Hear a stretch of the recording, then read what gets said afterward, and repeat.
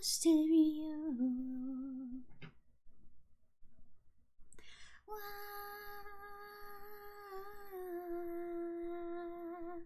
Close to you.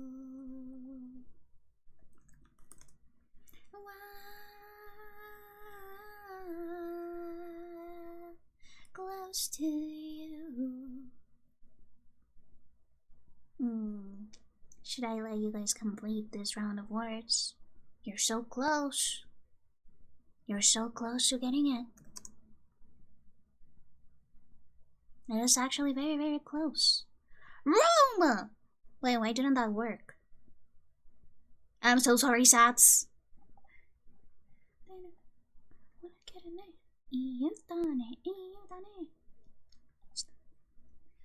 A rear? I don't think that's a word. Let me try with Rome again for you. Oh, I guess it doesn't work. Well, it seems that once again, we won't be doing words. We lost. That's so sad. Very, very sad indeed. But don't worry because I'm here. I am here and I am good. You guys like it when I'm here, right? You guys don't come here just for words, right? You actually like my streams. Oh shit, this is late as fuck. Unless it is like... Hello?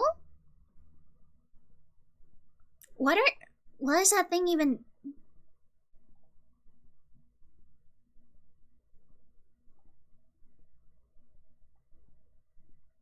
Guys, I think that my computer is...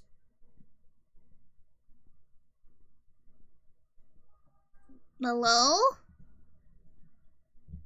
I wouldn't have pre-sub for 6 months if I didn't enjoy your streams. That is true. That is true. Thank you so much, by the way.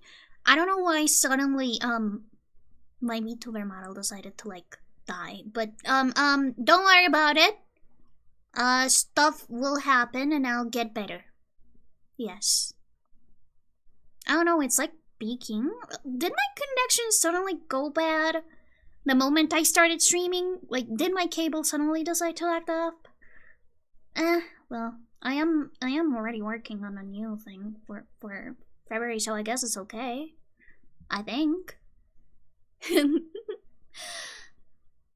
Thank you so much, Ethan. I really appreciate it. But also, hello! Welcome, welcome, welcome. Happy Friday. How have you guys been? Sorry while I toy a little bit with my audio settings because it is weird that it's both picking up a lot and picking up very little. Yeah, it's like it's trying to pick up some sort of like ticking noise. I think it's my hard drive that is loading stuff. It is currently reading stuff, yes. But how have you guys been? How has your Friday been? Did you guys enjoy Crony's stream yesterday? Because I haven't been able to like contact him. I'm actually kind of worried. He did drink a lot. And I haven't heard from him since yesterday. I hope he's okay and he's not like dead. Okay, I don't like joking about that. Let's just don't think about that. Let's just don't think about that. I'm pretty sure that Freak is keeping an eye out. She hasn't replied to me either. How dare she? He drank way too much. He drank way too much. Like, I know that sake and wine sort of have the same amount of alcohol levels, and even though I am a heavyweight, even though I like have high alcohol tolerance, and I am possibly shorter than Crony. I'm probably shorter than him in real life. I mean, I'm 5'2". I'm probably shorter than a lot of people. But 2 whole bottles of sake without anything to eat and without anything to drink is just going to have you hit like the drunk state really, really hard. He really should have brought some snacks or something for that stream. I think he's fine. Thank you, Levy, for letting me know. I did ask Freak. I did ask Freak to please keep me updated because I did like try and stay up for a little bit later than I usually stay up during rest days to make sure if they need something or if like I could contact him or anything. I could do that. Hello, just chilling. It seems that the curse that has been brought upon me has run its course. How do you feel right now? But yeah, hopefully he's fine. Hopefully he doesn't have the worst hangover ever because again, drinking 2 bottles of sake without eating or drinking any water is going to hit you really, really hard. And this is as someone who has drank a lot in their youths. I say this as if I was like 80 years old. It's just that I'm 25 and need to take a lot of medicines, so my liver can no longer handle the amount of alcohol I used to drink. I could count on one hand the amount of times he drank water during the stream along. Oh my god. If he wasn't so stubborn, Cubs and I would have bought him a pizza. We're actually planning on it. I was like constantly pestering Crony on DMs, telling him like, hey, give me your fucking coffee or anything so that we can order you a pizza, and you better order a pizza right now, or else I will cry. But yeah, hopefully he is taking care of himself. He hates tomatoes, then he can get a birdie. He can get a burger. Just something that's greasy and filling, because if you guys don't know, anything that's greasy and that has a lot of fat, it actually helps you sober up easier. Both with either weed or with alcohol. That's why when you get high, you sometimes get the munchies, because the fat actually sticks to the alcohol particles and also the weed. Because they both are depressants, like they both work in similar ways for our body, just different chemicals. But yeah, I hope he's doing okay. I know that Freak will keep me updated because she knows that we're worried about him. I like weed. I do want to try weed at least once in my life, just to know how it is. I believe that if I ever tried weed, I'll probably do it with like friends or something. I need someone. I know that for your first trip, because I have friends who actually do weed for stress relief. They do tell me that for weed, you do need, for your first trip, you need to be with someone who can like spot you and like be there with you, because again, yeah, just like you said, BK, sometimes weed can make you really paranoid and you can have a bad trip. So yeah, you do need a friend, at least for your first couple of times, so that you know how the effects will hit you.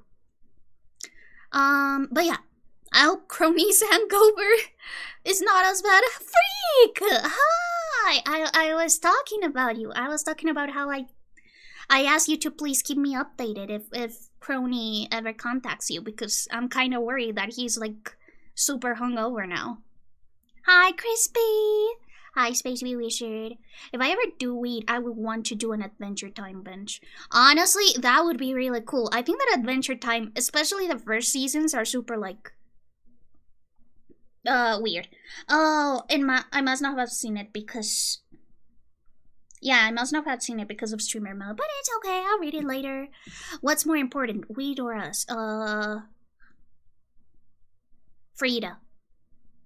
Granny said he doesn't really get hungover. I mean, I also used to say that I didn't really get hungover until I accidentally mixed drinks. A lot of them. And ended up being hungover. The hangover was really mild. Like, yeah, I felt dicky, but I didn't like die. I didn't like puke or anything. Correct. But still, so true, Frida. But you, from 2 bottles of sake without any food and without any water, or at least with very little water, it is a guarantee that you get hungover. So even if he says that he doesn't really get hungover, drinking so heavily without food will guarantee it. Because again, the only time I got hungover was when I mixed drinks, and that time I was still eating stuff. So even though I did have like a ton of like food while I was drinking, I still got hungover. Yeah, it was mild, but again, it's still feeling hungover. You still feel icky afterwards. But yeah, I hope that he takes it easy today, that he takes a break. It is his free day. Today and tomorrow he is free, so I hope that he takes his time to relax. Oh yeah, as you guys have seen in the title, today we are going to attempt to learn together, because I feel like my fundamentals in drawing have been like go funked over. I am starting to see mistakes in drawings that I have made like 3 seconds ago that I shouldn't be making. So, I believe that it is time for me to show you guys what I do whenever I feel like that drawing funk. Whenever I think that I need to start improving or stuff, or else my everything will die. Well, now I want to do smash or pass while drinking. I think that you can do smash or pass, but... And I think Crony must have not known or maybe interpreted the rules differently. But if you're gonna do anything regarding you being drunk, you cannot be like audibly slur, and you cannot like do. Well, I mean, you're probably going to do it at home. You're not going to do it like on Twitch. But if you ever decide to do a drunk stream or a high stream or anything, you cannot be audibly or visibly drunk or high. It's a little bit finicky, Freak, you see, because, well, first of all, drinking games are not allowed anymore, because, again, like gifted subs and all of that, and punishment games that regard alcohol can, cause alcohol poisoning. Like, there was actually a case where one streamer got alcohol poisoning because he was doing a punishment game while being drunk, and he ended up like almost passing out, and he got suspended, of course. I do think that for the first couple times, like for the first time, you do get a warning, but it is heavily encouraged that you don't drink enough, or that you don't drink as like a quote-unquote punishment. So like smash or shot was already like kind of like because the only thing the thing is that if Crony would have smashed more, he would have probably not been drunk. So it is like it's not really a punishment because he isn't being forced to do so. So that's sort of like the what the fuck is background? Oh yeah. Hi. There we go. But if you are just like streaming while drunk or high without like drinking more as like anything of the sort, or as a punishment, or as a like other type of incentive, it's good. It's the games that make it like not good. That's why I was a little bit worried, because Master Shot would be like sort of teetering on the gray area, and that's a little bit dangerous. I do not like to live dangerously. As much as I like saying so, I am a very cautious person. I am proud to say that I have only been banned once on DeviantArt, because I said I had just turned 13 when my account was 1 year old. Hi Ethan, thank you so much for the 5 stream streak, I really appreciate it. But yeah, I just hope that Crony gets better, and also he vets his submissions better a little bit more, because he probably knows, he probably got a little bunk from Freak about some of the people that he judged. But aside from that, yeah, let's change the topic. Let's change the topic to drawing. So, the schedule for today is that we will be starting with some like very, very basic drawing exercises. Also, sorry about the sound. I still haven't gotten my rug back yet. I'll be getting it back, I believe, by the end of the month.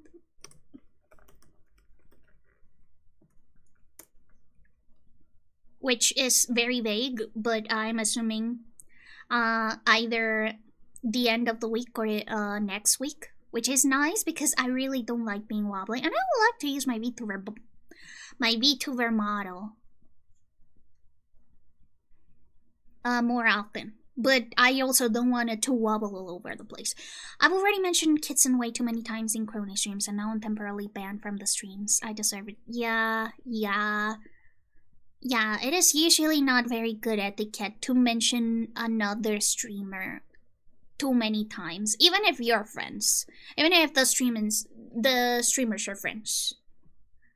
Because you see,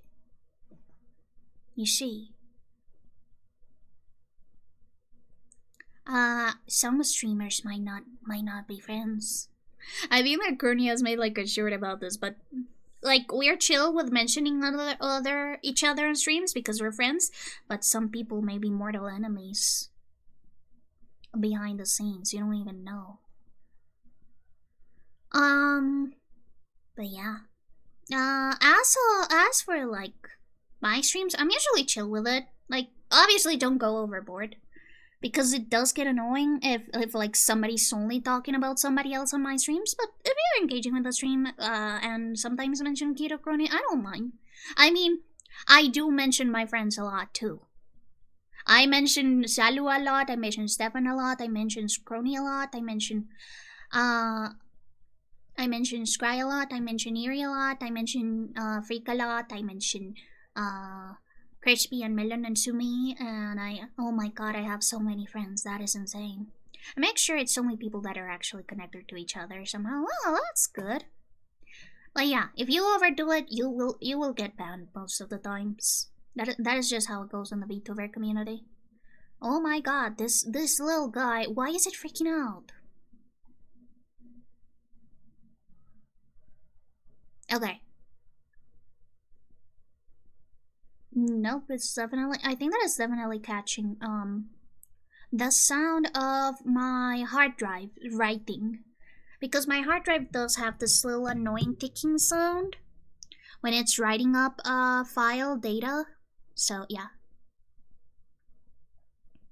Yeah, that too. That is against the rules in Crony's streams.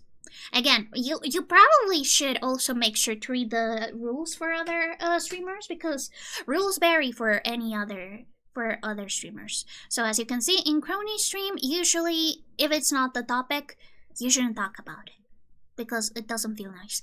But for me, again, I am chill with it, but you should always make sure with each streamer. Each streamer is different and they have different rules. Hi Heel, how are you doing Heel? I hope that you're doing okay. Are you gonna join us for art exercises?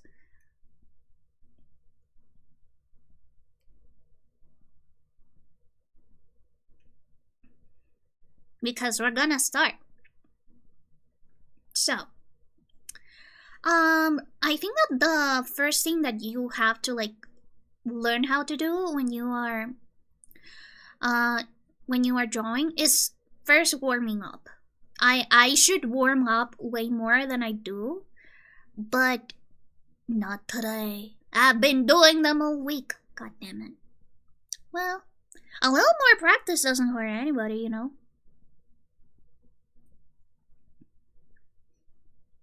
Bum, bum.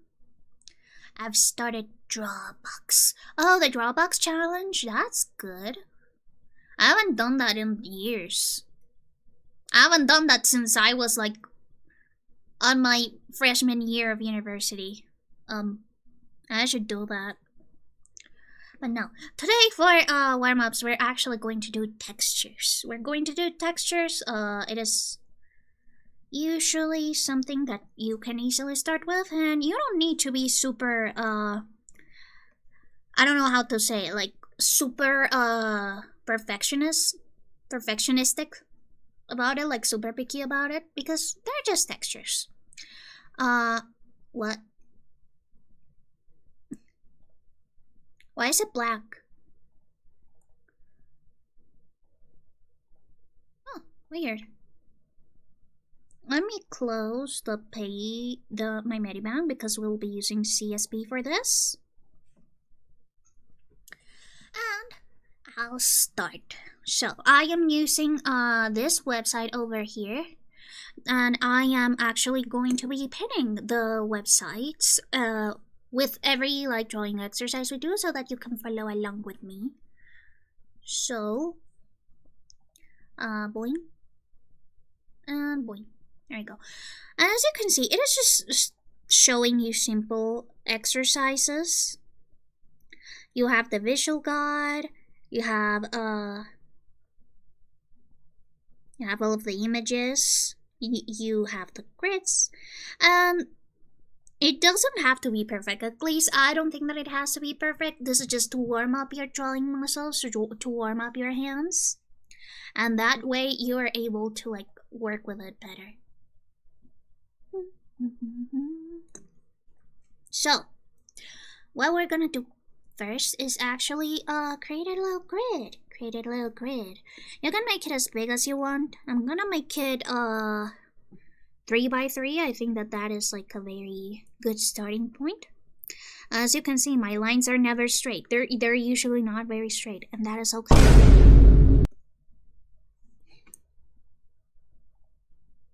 Oh my god, exercise? I'd rather just complain than that I suck. I guess your bounty is wanted dead cause you ain't alive. What? Also, why did that? Oh, it's because I did Control Z, and apparently that means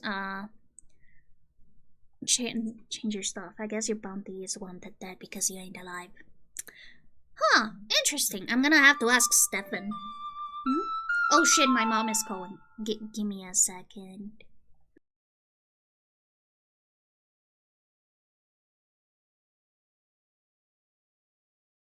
Tú, estoy en reunión, ¿qué pasó? Ah, no, ya voy para la casa. Ah, bueno. Por la Boyacá. Bueno. Gorda, ¿tu papá está? ¿Que no me contesta? No, él está en Granada. Ah, bueno, gorda. Hablamos más tarde, chao. Bueno, chao. Chao. I think my mom forgot that I was streaming today. Oh my god, and I forgot to mute. Spanish jump scare. Good thing my mom doesn't use my name. Spanish jump scare.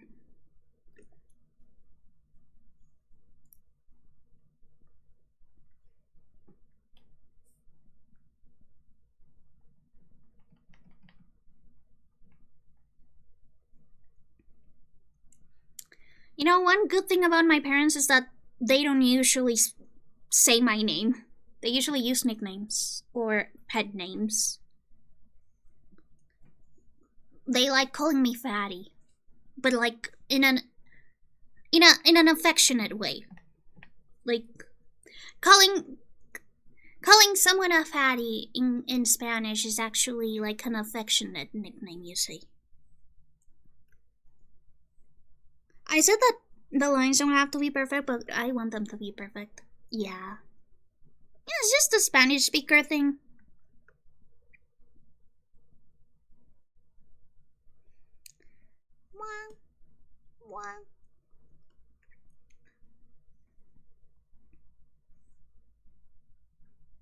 Guys, don't be like me. Don't be a perfectionist. But also be if you wanna. I'm not the boss of you. Hi, Dark Lucia. My family pet name is just my legal name shortened. You gotta tell them to start calling you like by your artist's name. Call him. Time to call him Catus.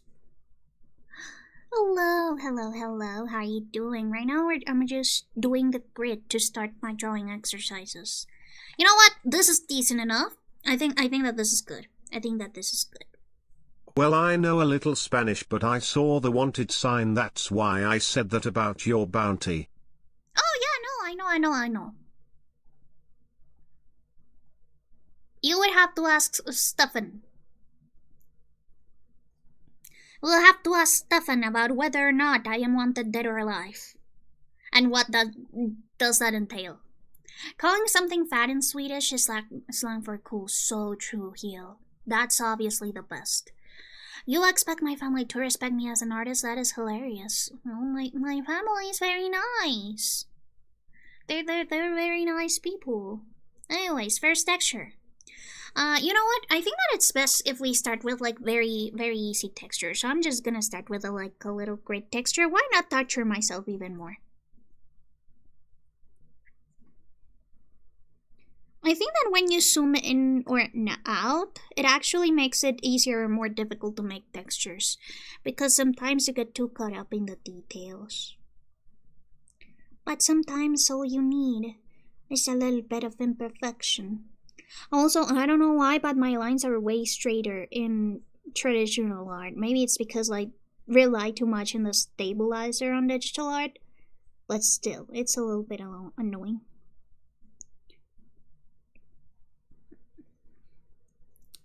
The wanted poster is specifically for Valentine's Day, or yeah, that is true. He'll actually is very terrified of my Valentine's Day version, which I think is very mean.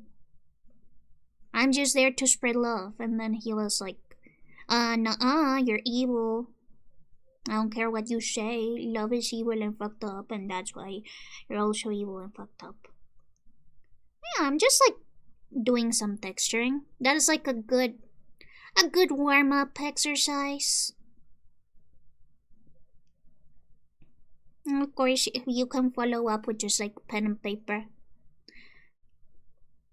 One good thing about pen and paper is that it is just so intuitive. I really like drawing in my little notebooks. It makes me feel less perfectionist somehow. Tablets tend to be more slidey, so that's a factor too. That is true, Catus, that is true. They're definitely more like smooth. You don't really feel the friction of the paper and the graphite rubbing together, scraping. I think that's also why I may not like markers as much. Too slidey.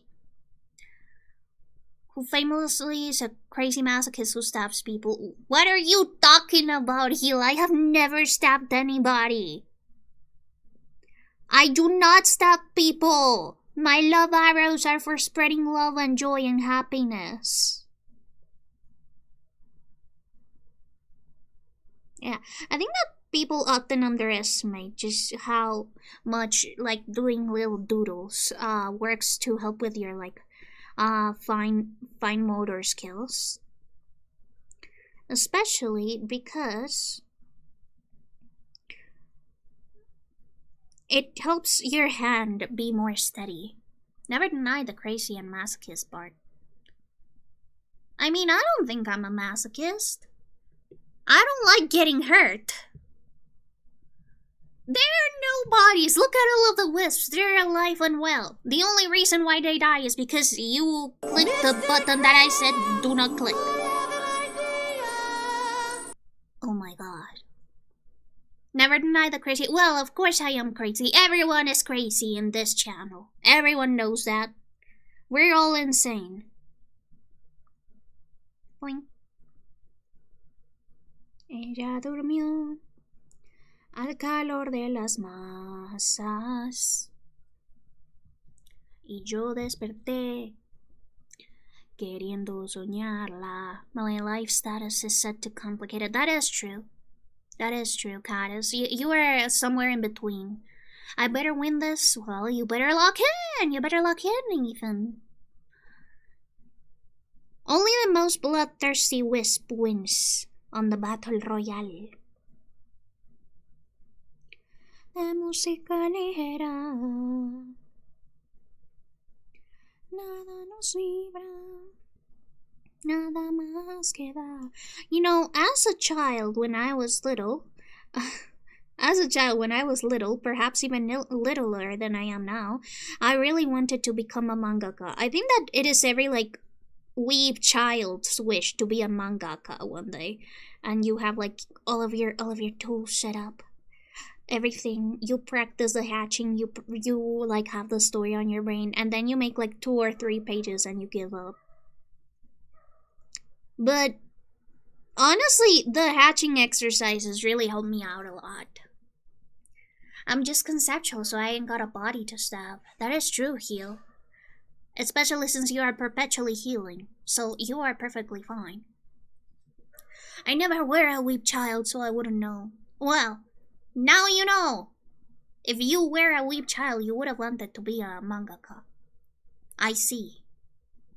Well, I think that as an adult, it is much more difficult to like see the dream of becoming a mangaka as more achievable, because you know you have like been brought down by the world's dark reality, like, you know, paying bills or taxes, and, you know, needing a job to exist. Everyone wants to make a manga/comic. Then you try a few pages. Then you realize that you'd rather die than make more. See? That is something that very few people actually have the endurance for. But those hatching exercises that I had on my how to draw manga / how to draw anime girls books that I got given for my birthdays, they actually taught me a ton of like useful exercises on how to do textures and how to do crosshatch that I still use for my traditional drawings up to this day. Actually, I do think that my traditional sketches are way prettier than my digital sketches. They're way more polished in a way. I don't have to do the like initial sketch that I do, which is sort of like a framework of what I want to do. I can just like go in and draw. Oh shit, I fucked up somewhere.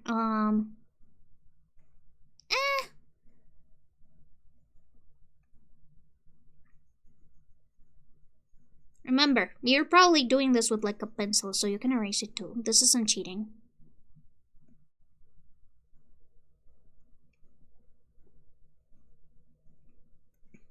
I really wish Millie released instrumentals because this song slaps so hard. I wish I could cover.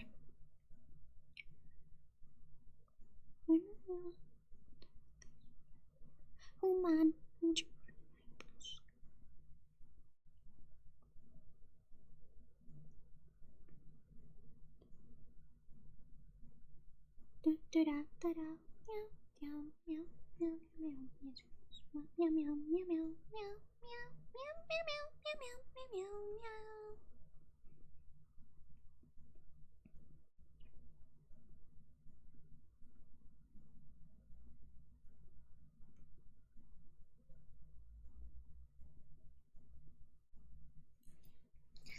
So yeah.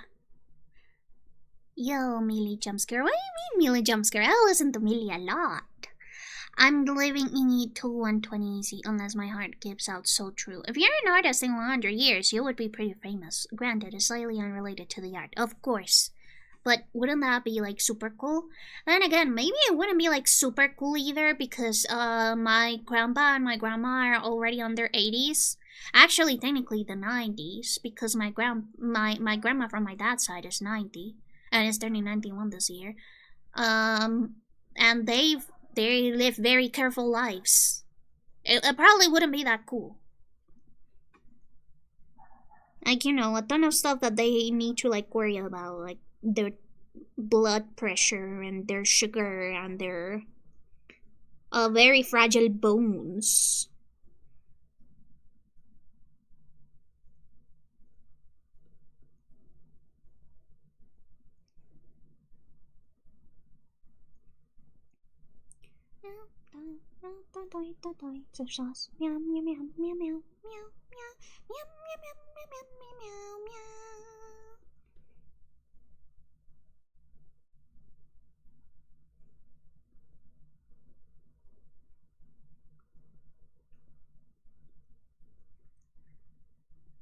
Maybe you aren't so bad after all, Blanket. What do you mean? I'm not bad. Who told you that? Who's lying to you? Who's lying to you? I know someone who lives in their own hundreds and is still stronger than me. Damn, Lucia. That's because they're a demon. My grand is 88, broke her leg a few months back and is back to being mobile already. I like my chances at 120 artists. I mean, that is true. My grandma needed like a spinal spinal cord surgery, and she was mobile just after a couple of months. But either way, her movement is so she can no longer lift stuff heavier than 5 kilograms. She also cannot bend down to a certain point. I mean, it's not like she can't, it's just that it is not recommended. So, yeah, I know that, bones heal and stuff and that you can still be mobile, but you're always, losing a little bit of mobility afterwards. And also, my grandpa has senile dementia, and if you don't know, that is actually kind of genetic, so, I don't know, I'm not liking my chances. Also, my other grandma, the one that is 90, she actually found a spot on her nose that was actually skin cancer. Because actually, your possibilities of getting any type of cancer multiply the more you live. Because usually it is an error in your cell mutation. And in the cell division. And you replace cells a ton. Every 7 years, you have a new batch of cells. You have completely regenerated yourselves to a whole new person. So the more you live, the more chances of cancer cells to appear, and that is spooky, that is scary, especially because I have had family that died from pancreatic cancer, and if you know that is the most deadliest cancer. But also a guy found the cure of it. God damn. Shut up! Shut up! My heart has been beating too fast last 25 years. I'm cooked either way. Let me dream. It's okay, Caddis. I looked up what 5 kilograms are in pounds. Oh, I'm sorry, I don't speak American.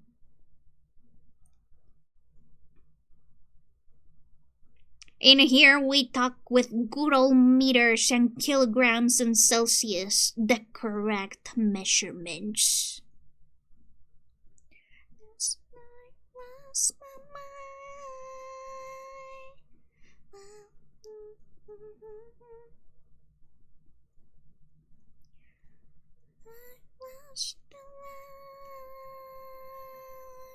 All the things you said, running through my head, running through my head, running through my head. All the things you said, running through my head, running through my head. All the things you said, it's not enough. It's not enough.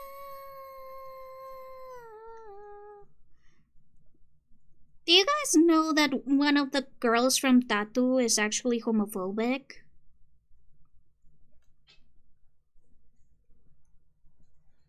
I will piss on your pillow. So you're just as much wherever you go. Oh my gosh, girls, please. Look, it's girls, please. It's a Dunamancy at a middle distance. What is that? You guys don't know Tattoo? The children are losing the ancient texts. Distant medium, hi! Welcome.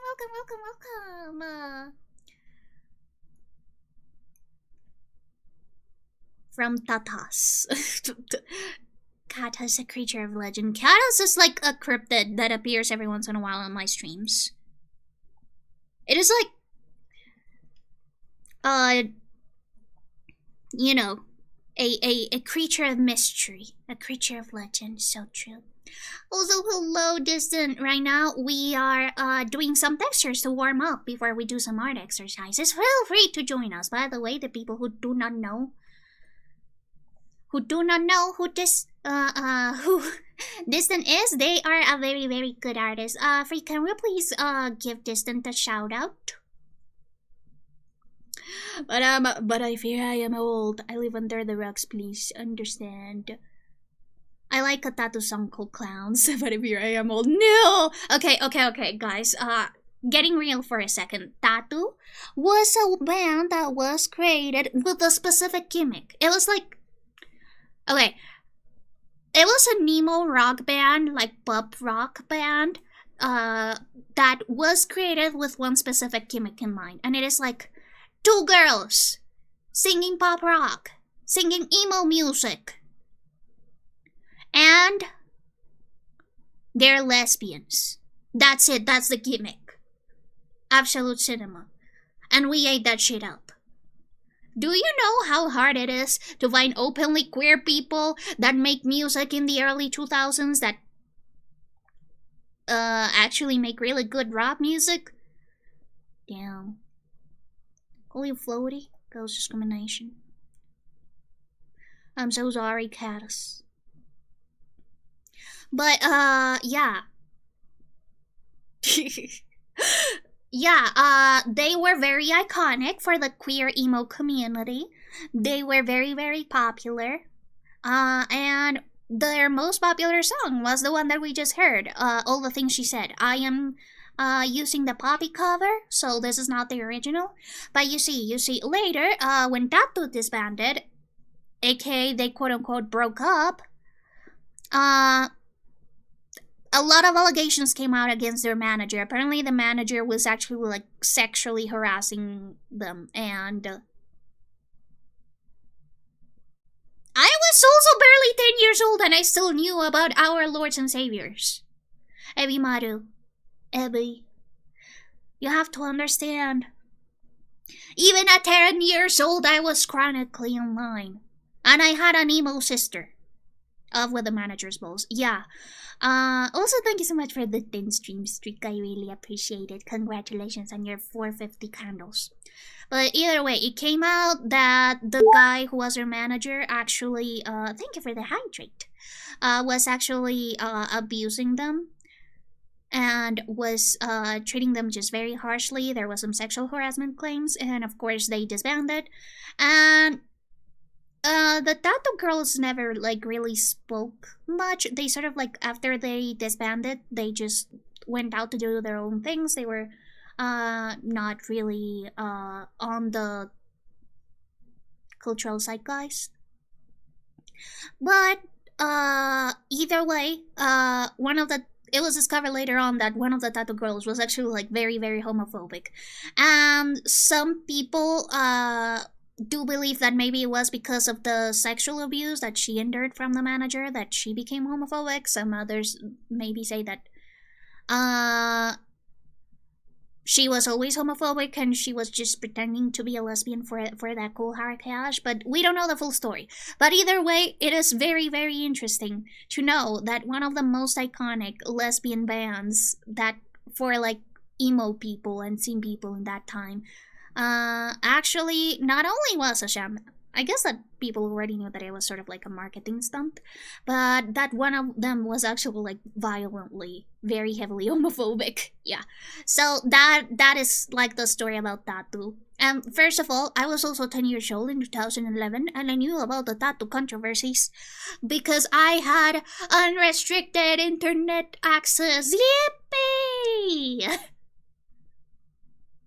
At the age of 10, I was blowing up milk cartons in front of the school. Good job, Caddis. But yeah, they weren't even roommates. Not even close. But yeah, that is sort of like what happened. And why Tattoo is like so controversial to mention today. Because yes, they were iconic, but also very, very, like, their history is very... but yeah. I was born on 07 and I still knew about Tattoo. See, Ethan, but that's because you have taste. That's because you have taste. What about tatas? Everyone knows about tatas. I think that you're just born knowing about that. So true, Hyperjack. Let's just go over, do another little texture. Again, these are just like textures that you come up with. You're just trying to fill up the page as much as possible. So it doesn't have to be neat, it doesn't have to be good. You're just testing out the waters so that your hands are all warmed up. And remember to not use just your wrist. You can also move your arm too to get longer strokes and to make them more straight. That's actually a cool trick. Guys, stop saying your ages. I'm starting to feel old. It's okay, don't worry.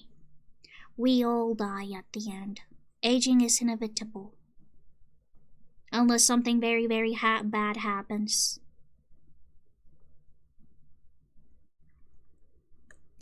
Of course we'll be there when you are back.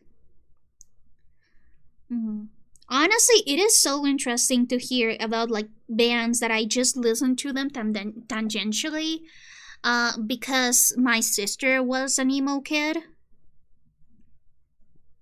and now like rediscovering them as an adult, or not really rediscovering them, but sort of like learning about all of this insane stuff that was happening behind the scenes.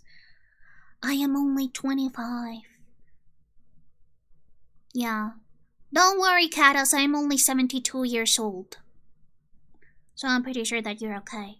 Look at how gorgeous and beautiful my blanket is at just 75. No frays, no stains. It's still incredibly soft. You saying by using your arm instead of your wrist for bigger strokes is too funny. Not to make a joke about. Hey, Hyperjack. Don't worry about it. I think that we all have like a very, very, very 12-year-old sense of humor, and that's why we all watch Crony and we watch Kid. Don't worry, we're all the same kind of degenerate in this area. I'm still young and hip with the kids, guys. I think that I already told you guys this, but I saw a 2016 nostalgia I was born in the wrong generation TikTok compilation for 2016. They had like Melanie Martinez, 21 Pilots, Panic at the Disco, like Dan and Phil, what was it next? Like Lana Del Rey, like the earlier Lana Del Rey albums. Guys, am I old? Yeah, like 2016 was just like 2 days ago. In my mind, it's like maybe like 3 years ago max. Who do eye strokes and dick strokes look the same technique? You said I could make a dumb joke. Yes, don't worry about it, Hyperjack. I mean, I do have like 18 plus for my chat, so the only people who should be chatting right now should be like all legal adults. You could pause time again. So true! Still working on it. Frida's asleep right now. I don't think that she can do her magic today.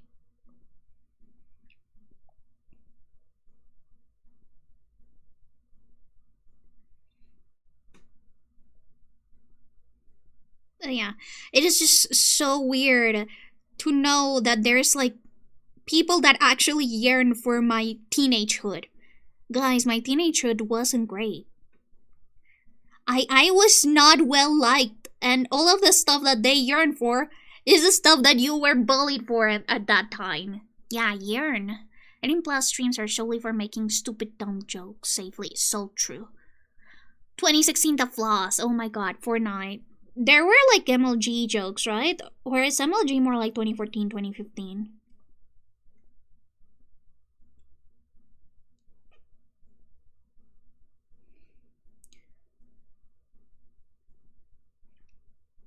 I think that people overly romanticize like how it was to be out in like a certain generation. Like, yes, it's fashionable today, it's cool today, but that is because you're looking at it through like rose-tinted lenses.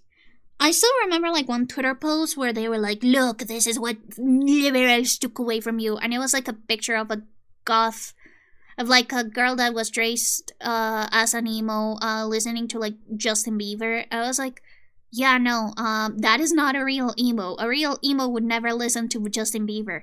They had Justin Bieber like as the second, as like the Antichrist or something. Emo people hated that guy.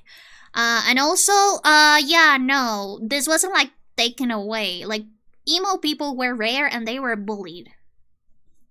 Spoonful of cinnamon challenge and planking. Oh my god, planking. I did it once, it hurt so much.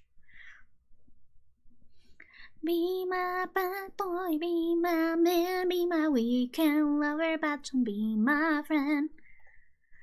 Oh yeah, I remember the phone hatred on Bieber. Is that how you spell Bieber? Yeah, you're good. Yeah, the thing is that emos are like very, very, like they were on the minority. So, My sister was part of the emo kids, but I could count her friends with one hand. She was like part of a group of emo kids that were like 5 people. And they all got like not bullied because my sister actually has like social abilities or whatever. But she was definitely not like popular. Same goes with like alt kids and geeks from my generation. We weren't popular. We weren't popular at all. People made fun of us, and they made fun of us hard. Like, they didn't take that away from you. It's just that, well, you kind of like...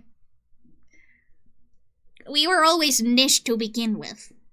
And also, it's really weird because there were a ton of queer kids that were emo. Like, being emo and being alt was an escape for a lot of queer kids to discover themselves because it's about like straying from the norm and expressing yourself and your emotions. Yeah, it seems more like a fashion choice, and this is why I'm also really upset at people that are like, oh, Monster High, they were so cunty before, why can't we just bring that back? Why can't we just bring that style of fashion back? Guys, the reason why we don't bring that style of fashion back is because Monster High at that time was speaking to the edgy 12, 13-year-olds, aka me. I was a Monster High kid. They were speaking to the edgy 12, 13-year-olds that still liked dolls at that time but wanted something more mature, something more aligned to like their tween to teenage tastes. That's what Monster High was for. And Monster High G3 aligns with the tastes of 12 to 13-year-olds right now, because that is how doll lines work. That is what they are for. They adapt to the generation they are for. And that's why I get really upset when people are like, oh, Monster High lost its edge. No. It's not that it lost its edge, it's that the edge was a marketing stunt. I'm sorry. You were a kid? Yeah. I too was once a wee lad. I thought a ghost be constant. No! Didn't you see like Gumball? Gumball says that if you're born a ghost, you can grow up. Yeah.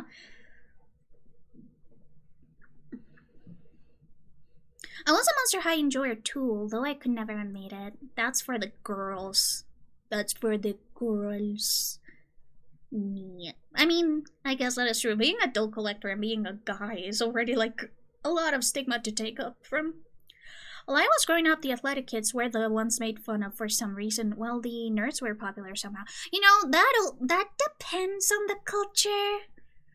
I mean, usually it depends on like how well you are at socially.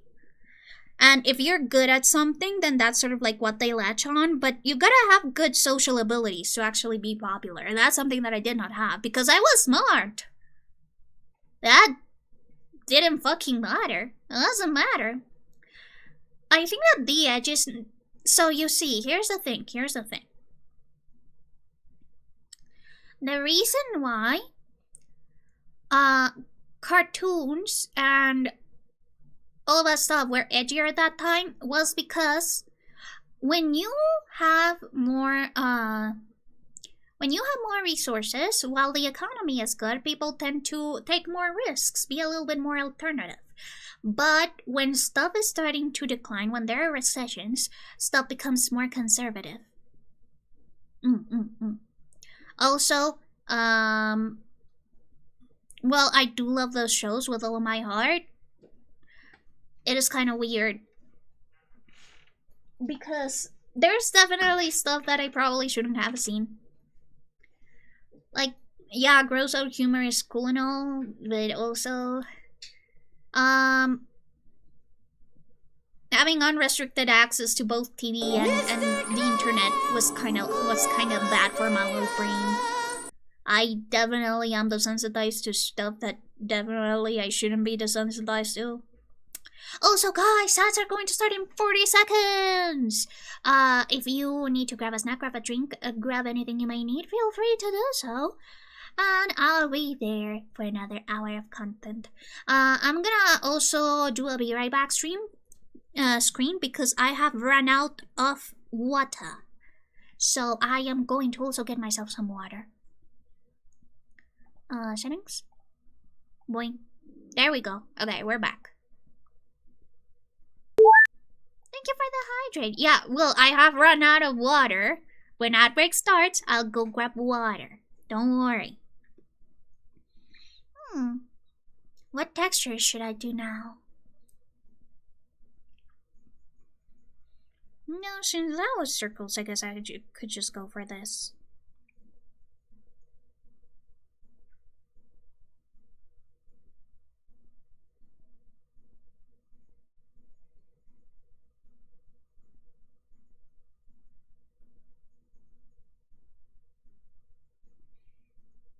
The bot one? Let's go. Bot domination. Hey, Blanket or Bot hasn't won in a very, very long time.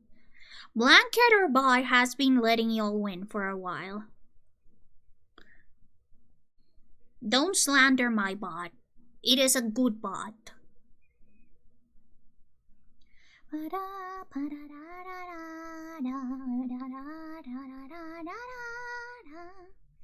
Los caminos de la vida no son como yo pensaba, no son como imaginaba, no son como yo creía. Los caminos de la vida son muy difíciles de andarlos, difícil de imaginarlos.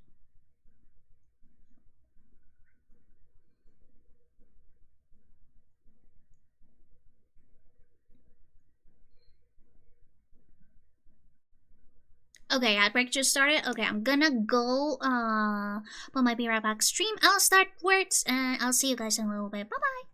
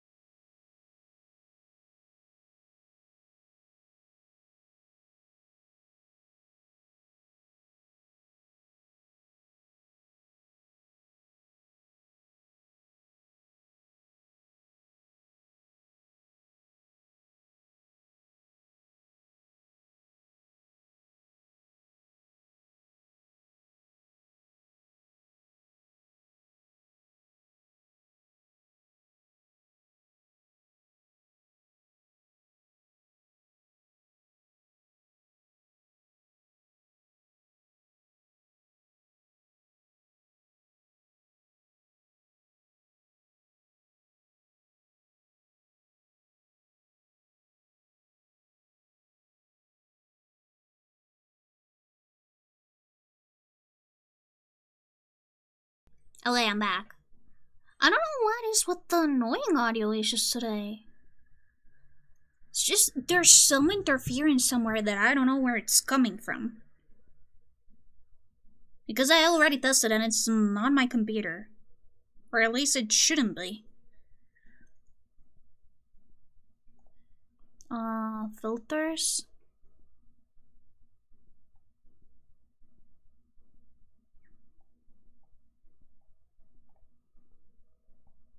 Yeah, it shouldn't. Especially because my audio removal is working well.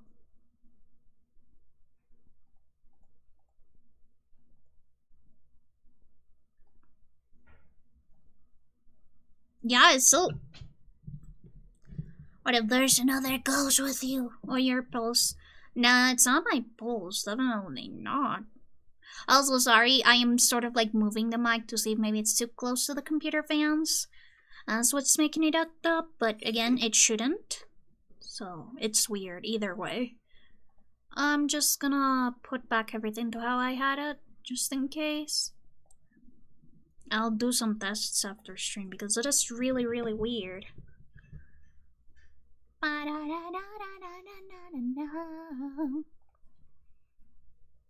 Man, one of the things I used to be bullied for, K-pop.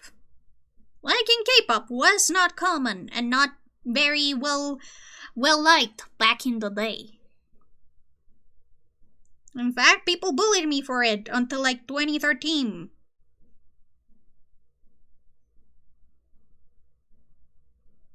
Because I started liking it in 2011, and in 2011 it still wasn't hip nor cool to like K-pop.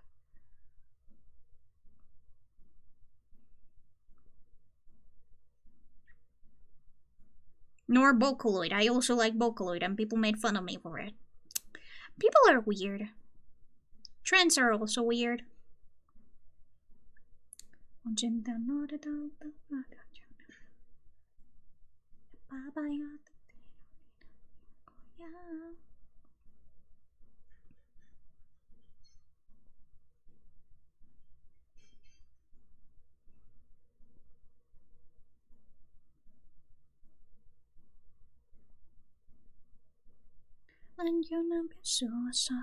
I'm really thinking that it's probably some interference with the cable though, because everything works well, and then when I start stream or when I like it starts like actively recording sound, it starts getting that interference sound. So it could be like a connection thing, like a voltage thing. Like in K-pop, I'm being a weeb. We're still bullied while I was growing up, but not being nerds. Well, Ethan, where you grew up, apparently, it was very different because I was bullied for 03, so whatever. Liking K-pop wasn't a thing in my school from what I remember, if it was not in my classes. Yeah. K-pop only started becoming popular after, I wouldn't even, maybe 2015, after BTS started becoming popular. But I started liking K-pop since 2011. Like, not because of Gangnam Style, but because I was a fan of 21. I saw the Hey You music video and I loved it. And then I watched Girls' Generation and I was like, yeah, that shit slaps, you know? And then I watched Kara's music videos and I was like, yeah, that shit also slaps.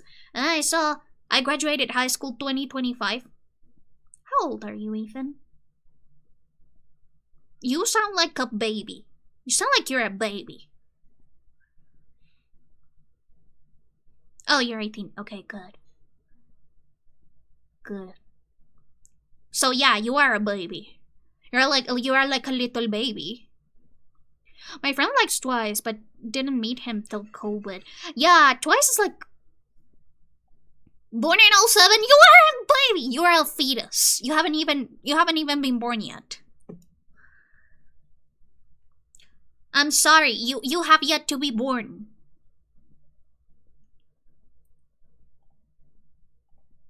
Also, yeah, kids born in 07 usually have a very different experience from like fossils like me who were born in 01 or before. Most of my classmates were born in Y2K in the 2000s. Or in the 90s, depending on, like... So, like... I'm sorry about my birthday. Yeah, that was very upsetting. I can't believe that the babies from 2007 now are allowed to drink! Or drive! Or both! You'll grow up with 3G. Girl, Wi-Fi wasn't even a thing until like 2008. We grew up with the fucking Ethernet. We grew up with a stupid cable. Wi-Fi was like a thing, something that I actually saw like the popularization of, which is so insane. Like, the advancement of technology in this decade has been actually terrifying, because I grew up with the little Nokia phones. I saw the first iPhone emerge. I saw the BlackBerry. I saw the kickpads, the flip phones, which by the way are still the coolest phones ever. I still want the flip phone. I always wanted a flip phone, and I will always think that they are the cuntiest phones ever. I saw the transition from those fat ass TVs to the flat little things that we have today. I'm sorry, I'm young. Yes, you better apologize. How dare you be young and beautiful and have your whole life ahead of you. BlackBerry was really big. Oh yeah, I remember the free messaging, because back in my day, you actually had to pay to message people. You had to have SMS and minutes. You actually had to pay for minutes of speaking with someone on the phone. And you had a set amount of minutes, and when you ran out of minutes to call people, you will go to this goddamn places of the past called internet cafes, and you could buy minutes for your phone. Ooh. Well, even I didn't have a smartphone until 10th grade, I believe, and I bought it with my own money, and it was really bad.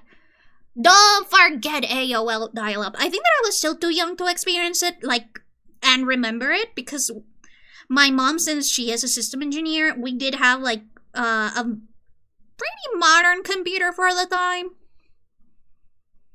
I mean, it was still a fat-ass computer, but it's still a modern computer nonetheless. But, speaking of which, I did see how we transitioned from a fat-ass computer to a flat-screen computer, and I was so mesmerized by it. I experienced the life and death of how many Windows operating systems. We had XP, Vista, 7, 8, and 10.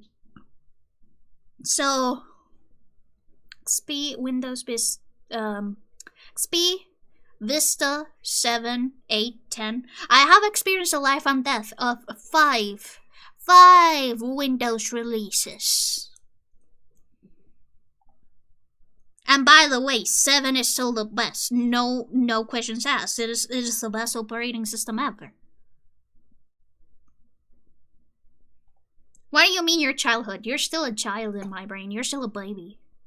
Okay, but I have finished my grade. I have finished my little grade of textures. It's very nice. It is very pretty. Very demure. I do wish we had a way to, like, do a raster in this. Okay, just, like, have all of the layers flattened and then the flat image opened in, like, another local file. But that is just not something that, like, this thing has.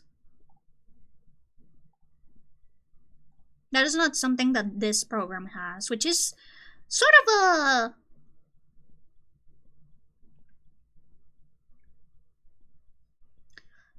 thing that Medibang has, that sort of like it has over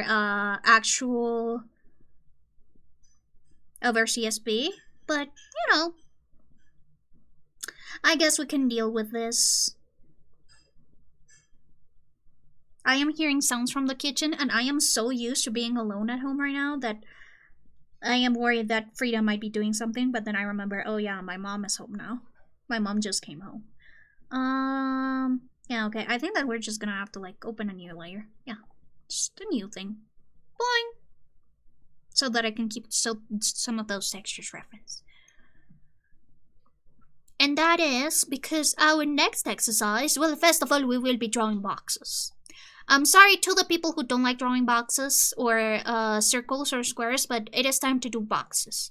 Boxes is very needed. It is a very needed exercise if you're going to like learn how to draw or sort of like get back into drawing. So, what you're gonna do is that first of all, we're going to start. Ethan, you are a baby. My house had mini discs. It was short-lived. Regular CDs did the job fine. Yeah, we also had mini discs. They were really fun. They were like tiny little CDs. And then we also had like the actual like discs that were like boing boing boing boing boing boing boing boing boing boing boing like this. We also had those. I'm pretty sure that my dad, given that he is a hoarder, he has some of those in storage. We also had VHS tapes that I used to destroy because I didn't know how they worked. And every time I tried to put on a movie, I ruined the stupid VHS because I was a baby. My family was never really tech savvy, so we never felt we needed to have a computer till I was a teen. So I never grew up with the larger kinds of computers. That is fair. I mean, I was probably the only kid in my class for a while that had a home computer. And that was obviously because of my mom's job. And I actually got my first laptop when I was 10 years old. Wow! I no longer had to fight with my sister for the computer time. My siblings had those. I wasn't allowed to use their computers. Yeah. My sister used to burn CDs. And a ton of CDs that we have now are of like the CDs that my sister burned for herself. Okay, we are going to start with the exercises. So first we're going to draw a square. Why a square? Because this is actually a cube. This is actually a cube, you see. Boing, boing. Más amor, more love. This is actually a cube.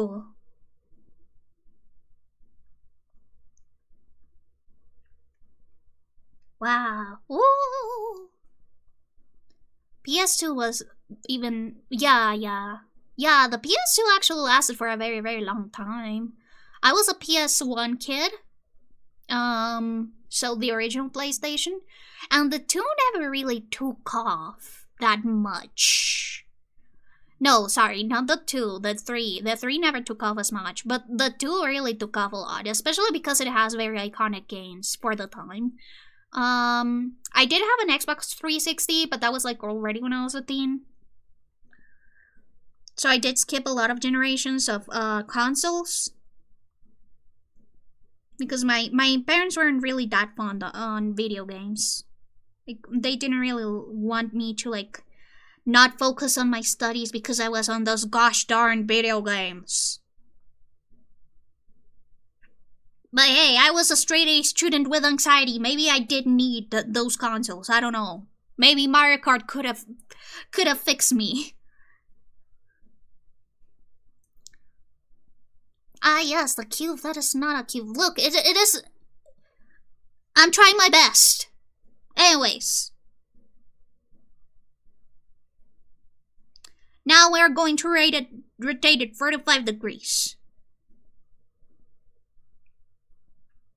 So, or like see it from like a diagonal angle.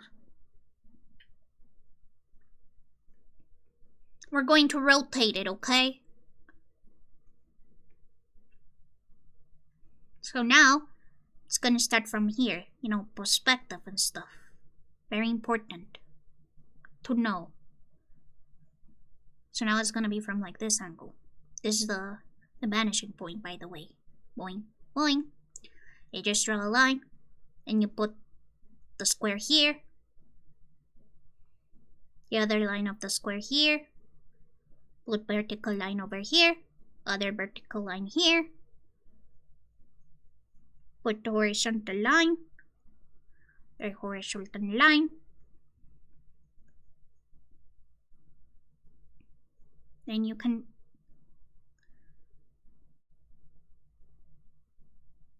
complete the square. It's not very square, I know. But it's okay. I mean, probably to make it more square, I could just like crop a little bit over here. Yeah. Yeah, like that. There we go. We've got square in perspective. What about a bubble box? Random movies? Well, we had movies that were acquired very legally. Yes.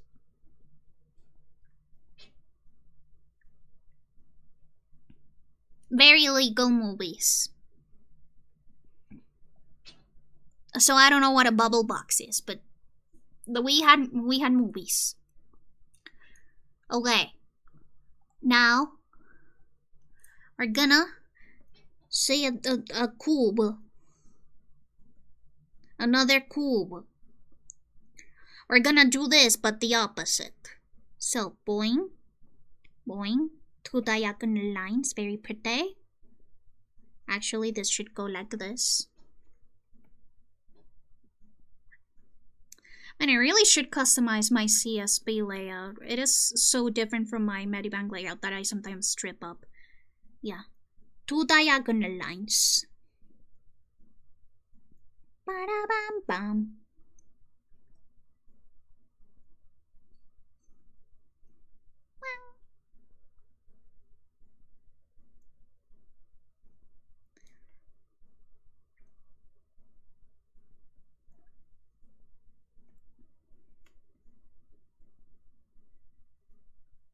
No, you can fix your squares so that they look more square.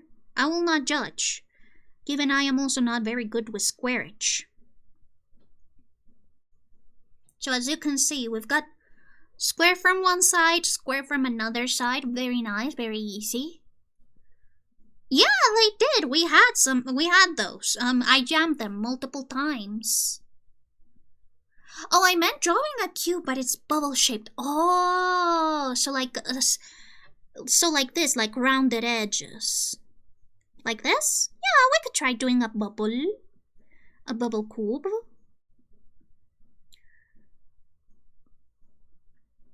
Okay, so this would be like the initial shape. You always start with you know,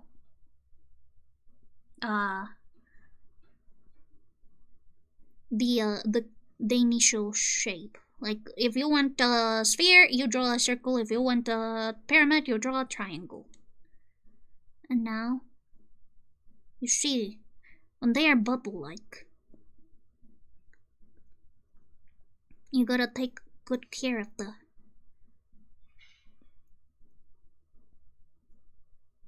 edges, because they're gonna be a little bit more rounded, like more like curves.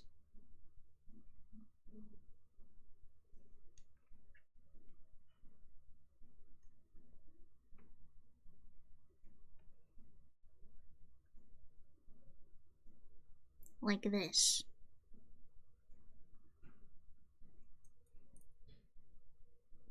And look, if you wanna like be fancy, you can pick up an eraser. If you have one of those kneaded erasers, it'll be better. But you can just like tap to make the line a little bit more faint, and that way you can like show what is in the back and what is in the front. Like this.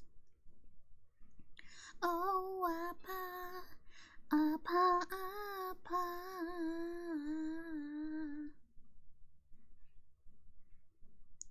Ooh, fancy. I'm also just like erase very mildly, you know, like doing little taps with your eraser. Translucent. Yeah, exactly.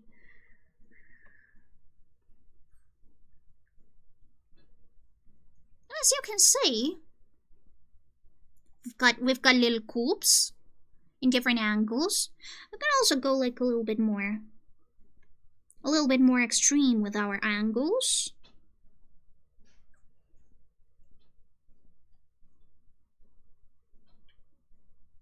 So for example, this time we're seeing it from above.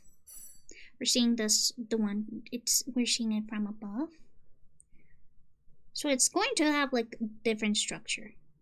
Or well, it's not going to have the different structure because at the end of the day it's still a cube. But the lines are going to go different directions than when you're looking at them, like from the horizon line.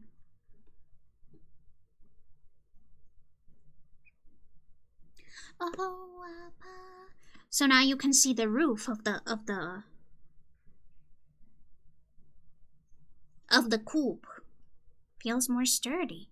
First laptop I used was my father's old thick boy from, I don't remember the year. Feels more sturdy. Actually, there is a market for getting old laptops and having them refurbished because they actually are better quality than the newer laptops from today. And I may agree.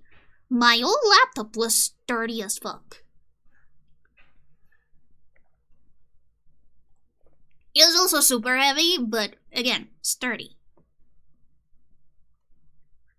And you can also do the same. You also can make it so that we can see the bottom of the cube. Like this.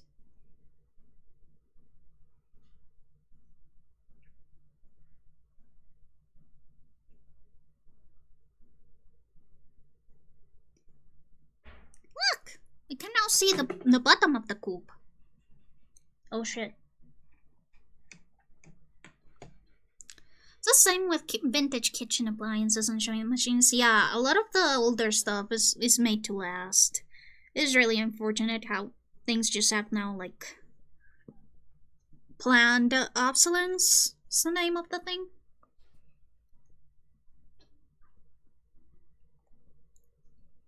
But hey, look at that. We are learning so much. So now we have all of the faces. So we have up, down, bubble.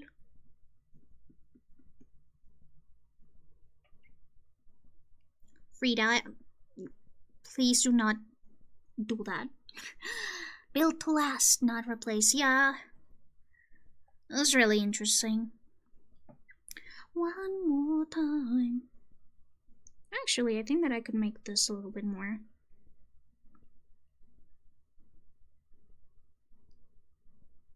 Yeah, like that.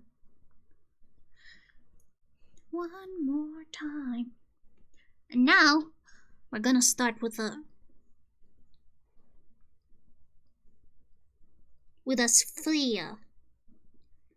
And we're gonna do light sources. So first,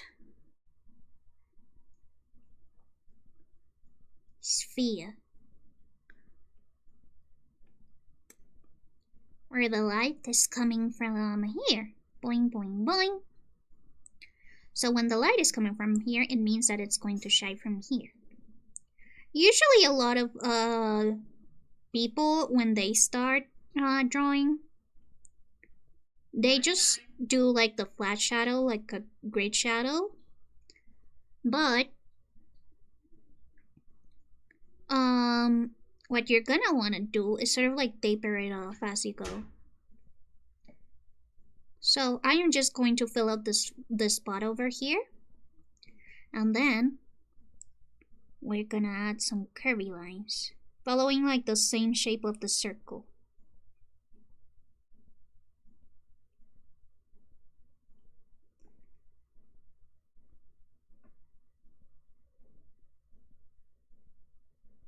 Like, I don't know how to explain it very well, but basically you have to imagine that when you have a circle like this, it's going to be sort of like a planet. So we're gonna have two lines. You're gonna have two dots like this, and then you start like this. Like this. And then you're gonna start like thinning off the lines that are going to be like at each side of the axis, like this, until they become flat. Oh, you're like Crony Jr. But yeah, same thing you're gonna do with the other side.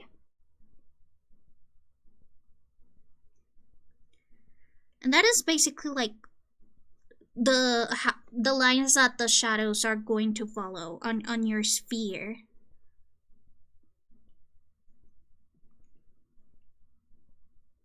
So with this one, since the light is coming from here, the axis that I'm using is a little bit tilted.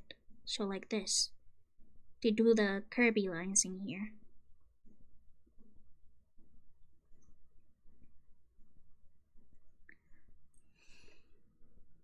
So like that. Also, fun fact, light reflects off of surfaces really, really easily. And sometimes, when people do shadows, they do like the flat shadow. So, you know, just like a flat box. But actually, you're gonna see that if, for example, on a sunny day, you put your hand out or you put your hand close to a colored piece of fabric, a little bit of the color is gonna reflect off of it. That's because there's very little things that actually absorb like a full light spectrum, and it's always going to try and reflect off of something. So, do you tend to warm up before you draw? The fine warm up. I just chillin'. I hope you enjoy your time. But yeah, now we've got circle. I'm just gonna leave this for reference, like, so that people can see. And we're gonna do another circle. We're gonna do second circle. And since we have done like the light from like this direction, we're gonna do light from above now. So from the right. Thank you for the save. I'm not gonna save these though. These are just like exercises. Ding. Also reflect off itself from our. Yeah. There's very, very few things that actually absorb the full spectrum of light. There's always going to be some light bouncing off of stuff. So, now we have going from like up above. So, we're going to see, since this axis is like straight above over here, then we can use the light references that we did in here.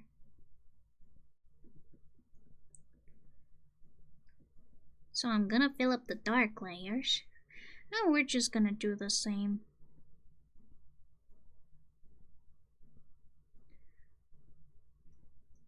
Use the same like little map to reference the direction of the lines or the shape of the lines, and then you can like make them thinner or brighter, or you can use an eraser if you think that maybe you made them too strong.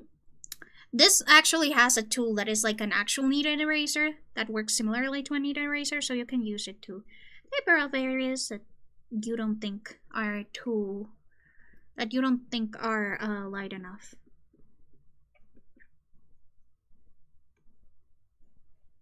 Yeah, I also like for black and white drawings that don't really use a lot of grays, I like to add like a little like white, or well, not white, but sort of have like a translucent circle that shows off where lightning is. Hi Avia, hi! I am right now doing like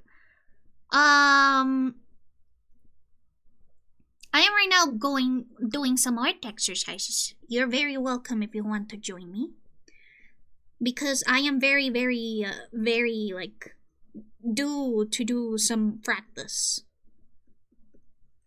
So yeah. And for the shadow, since it's right above our little circle, is that it is quite literally going to be our circle. So we're going to pick up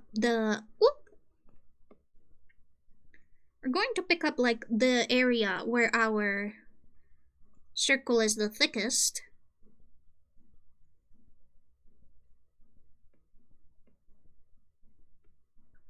And that is going to be where our shadow will end.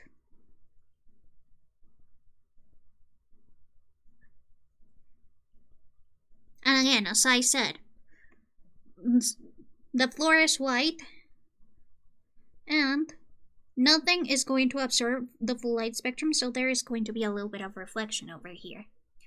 Exercise I want to try is drawing what it might look like in darkness, where some sparks is the light source. Ooh, interesting. How about we try that, actually?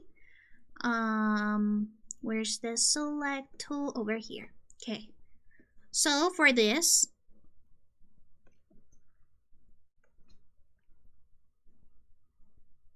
we're gonna do is that we're gonna pick up maybe two light sources. How about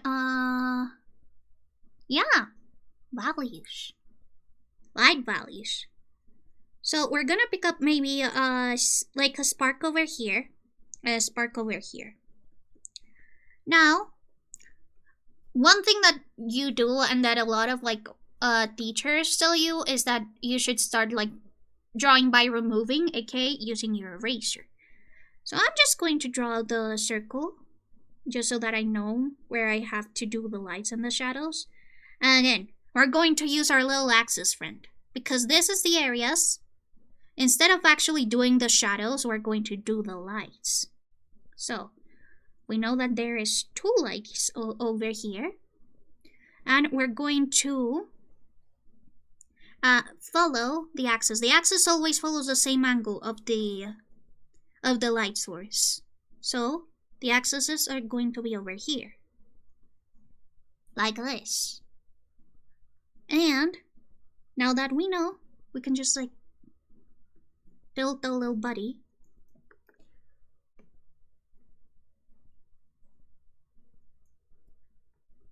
We can build our little buddy so that we have sort of like a reference of how the lines would look like.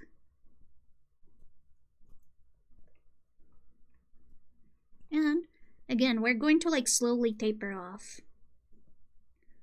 Like lines going thicker, becoming thicker where we are closest to the light, and becoming thinner the further apart we are. And again, we're using one axis and then we use the other.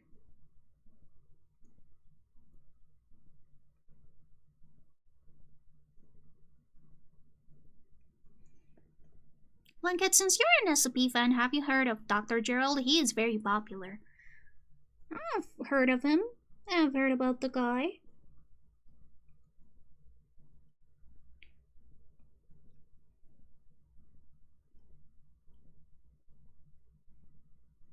It's sort of going to be like our strongest stuff. Then we can take off like with a...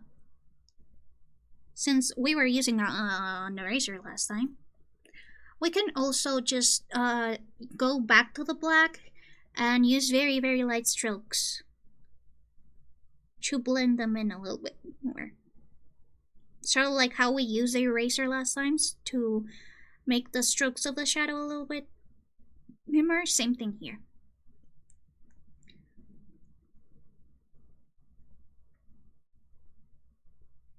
And you see, while the light sources are from here directly, there's always going to be a little bit of reflection, you see.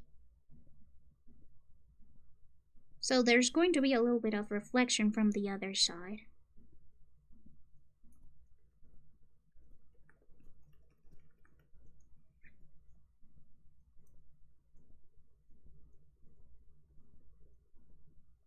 In fact, the darkest side, which is the one furthest away from the lights, should be the center.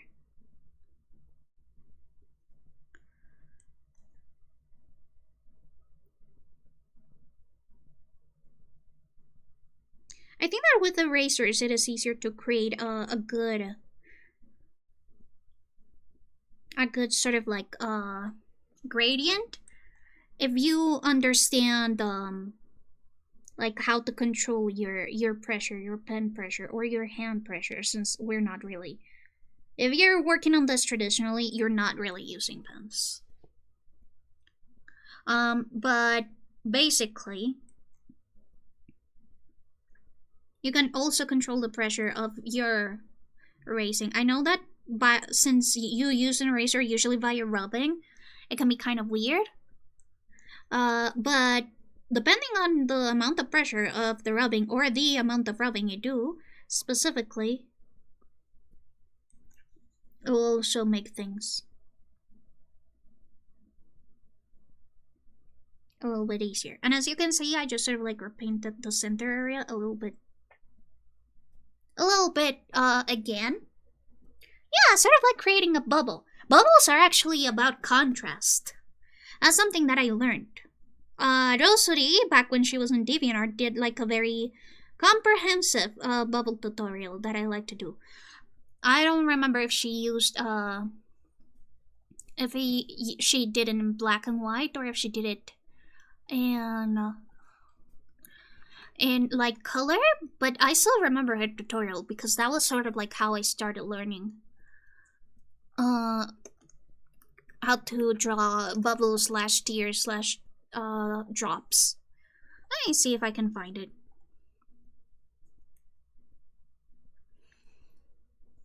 It's like her DeviantArt and it's pretty old. She has already moved like she has moved from this for a very, very long time ago. So, let's see if we can find something. Oh, Karai tutorial! It's so old. I forget how much of history there is in here.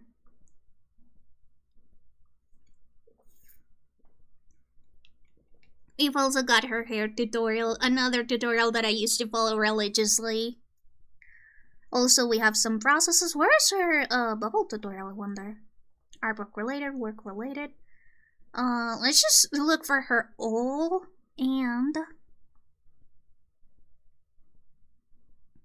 sort by newest.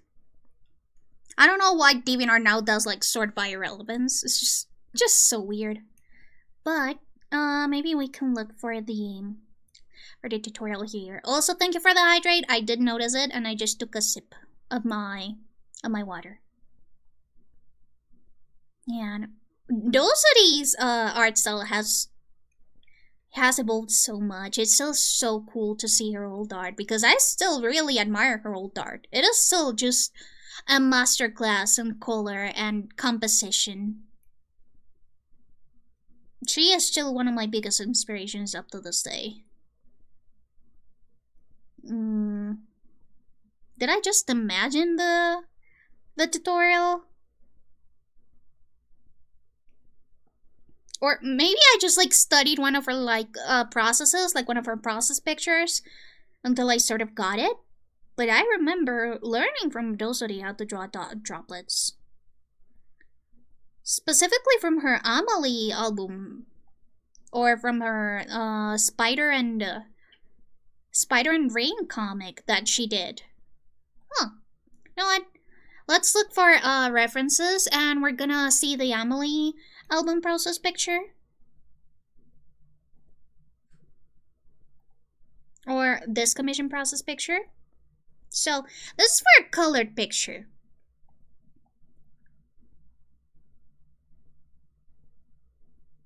This is for a colored picture, so certainly the advice on droplets is not going to be as like easy to explain.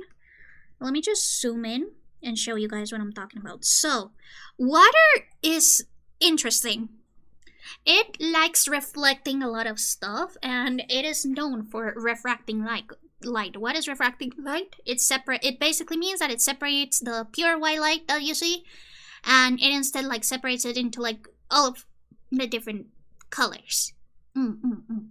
So, since water separates that light, it is going to look different from when you're inside of the water than when you're outside of the water. And it's also going to look shiny because it is just very, very reflective and very, very refractive. So, to sort of show how reflective water is, I'm gonna paint it gray so that it looks better. So that I can explain it better. But, since it is so reflective / refractive, it means that there is going to be a lot of harsh lines and harsh harsh reflections over here. Because the light is being like constantly separated. Most of that light is not going to be absorbed. It's going to either pass through or it's going to be directly reflected.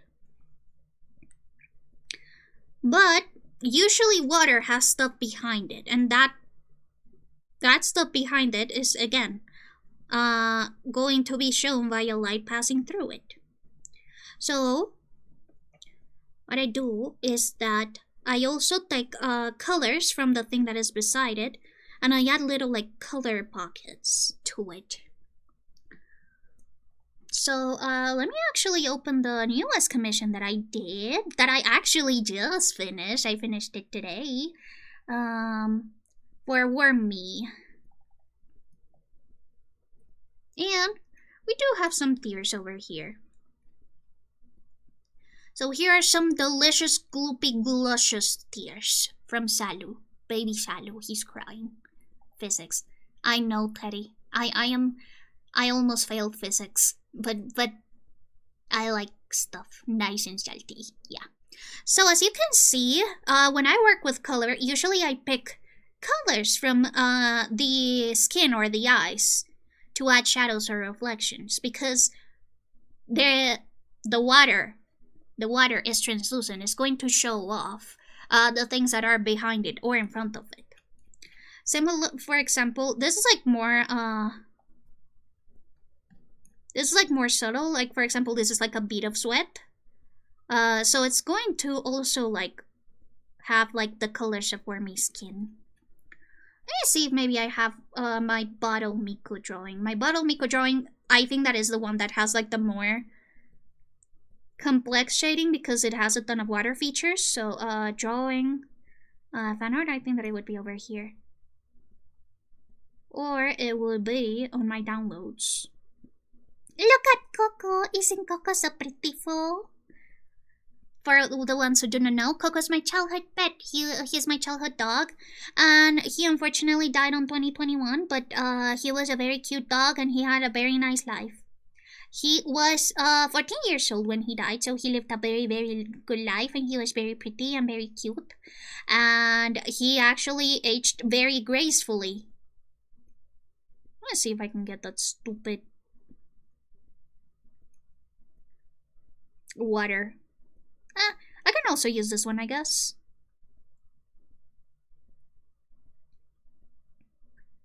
So this is more like rain and moving water. But as you can see in here, this is going to have like the green from that is reflected from the little like coat. Aw, thank you. It's okay. It's been a long while. He died on 2021. It's already been It's already been 5 years. And hey, Frida is his little sister. So as you can see, the water is going to reflect stuff that is around it. So in black and white, it's going to show off a little bit less, but it's also going to like change how a bubble or a dollop of water is going to look like. Also, what some artists do is that sometimes, depending on the material that there is behind or above it, the water is also going to like sort of make things clearer or make things more warped depending on how close it is to something. So the closer the water is, or like the closer you are to the object encased in water, it's going to be less warped. And the further away it is, it's going to be more warped. So some people actually like to blur parts of the droplet. Sometimes it is the center, sometimes it is the sides, but you get what I mean. And yeah, usually lights and shadows on drops, since they are constantly like refracting and reflecting light, they're going to be very high contrast. I don't like this bubble, I don't like this droplet. I'm gonna remake it, but I hope that I explained myself enough. And yeah, I'm gonna make it again. I'm probably going to make the outline gray. Stefan! You killed my little wisps! Also, no problem. I hope that you have a nice nap. a lot of people also like sort of like making like an artificial shadow. So as you can see, they make one side of the droplet or bubble thicker, so that they can later add some shine to it like this.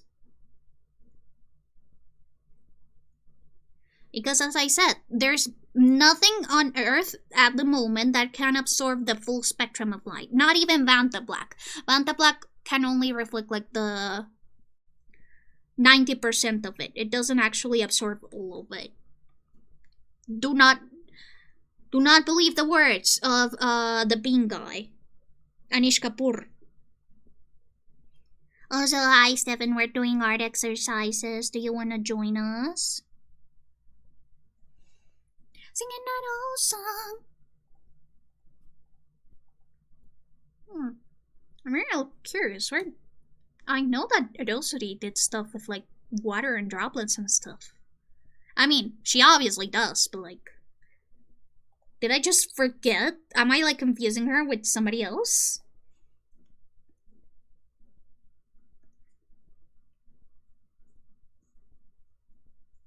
I mean, I did follow a ton of Rosary tutorials, whilst I also did like a ton of tutorials from other people. I like my tutorial resources to be varied.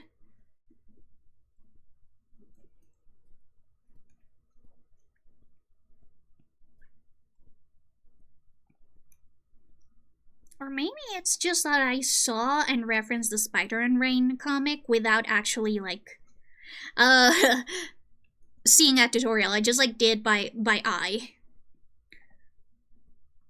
But yeah, look, Spider and Rain, it has some black and white examples of like how the droplets look like.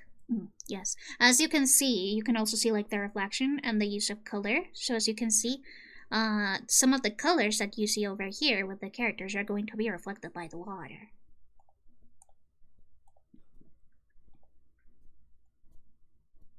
I think that I'm going to add like a little bit of a shadow here. I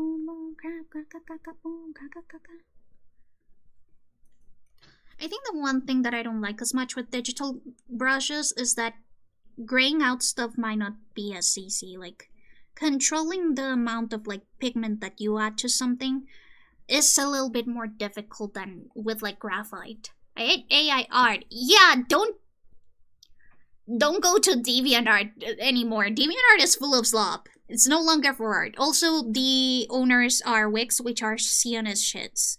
Are Zionist shitheads, which we famously do not like in this channel.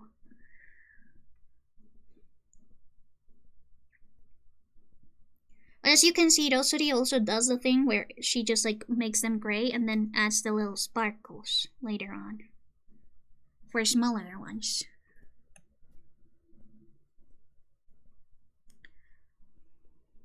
Just gonna add a little bit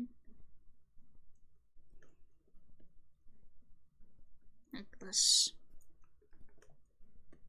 I don't like that the size of airbrushes on Clip Studio is so finicky. Something I really do not like about this program. How do you draw and color hair? I just over add stuff to hair. Oh, do you want me to teach you? I can do one really quickly. So you see, the way that I shade hair and the way that I do hair has changed a lot throughout the years. Let me just make some hair over here. This is going to be a bob. I'm gonna do, let's see, straight hair is the easiest to shade in my opinion, so I'm just gonna do this real quick. I'm gonna give it like a nice little straight hairstyle. Of course, shading hair is going to change depending on hair texture. So I'm just doing straight hair because it can apply to a ton of other like hairstyles, but if you want to do like more specifically black hair or super curly hair, or you want to do dreads or something, the shading style is going to change a little bit. So I'm just gonna start with this one since it's the easiest. Okay, so First thing that you're gonna do is that you're gonna look at your unshaded drawing. My over ad is it's in OBS Studio. Oh, let me check.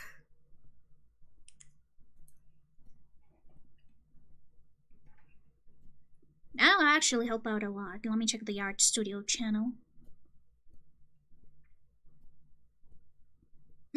I see. Okay. So, what I see is that you actually have very, very simple line art.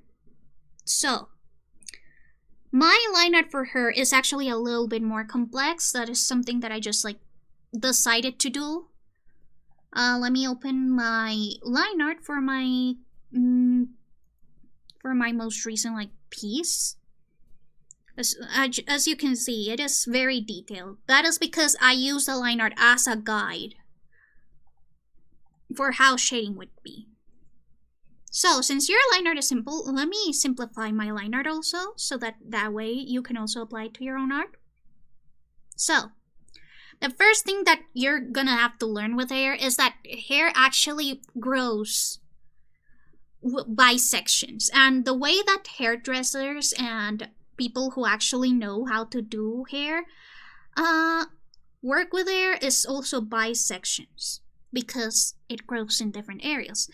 So you're gonna have to learn that these sections that I am just like separating over here, they're all going to be shaded differently. You're gonna want to start shading in parts.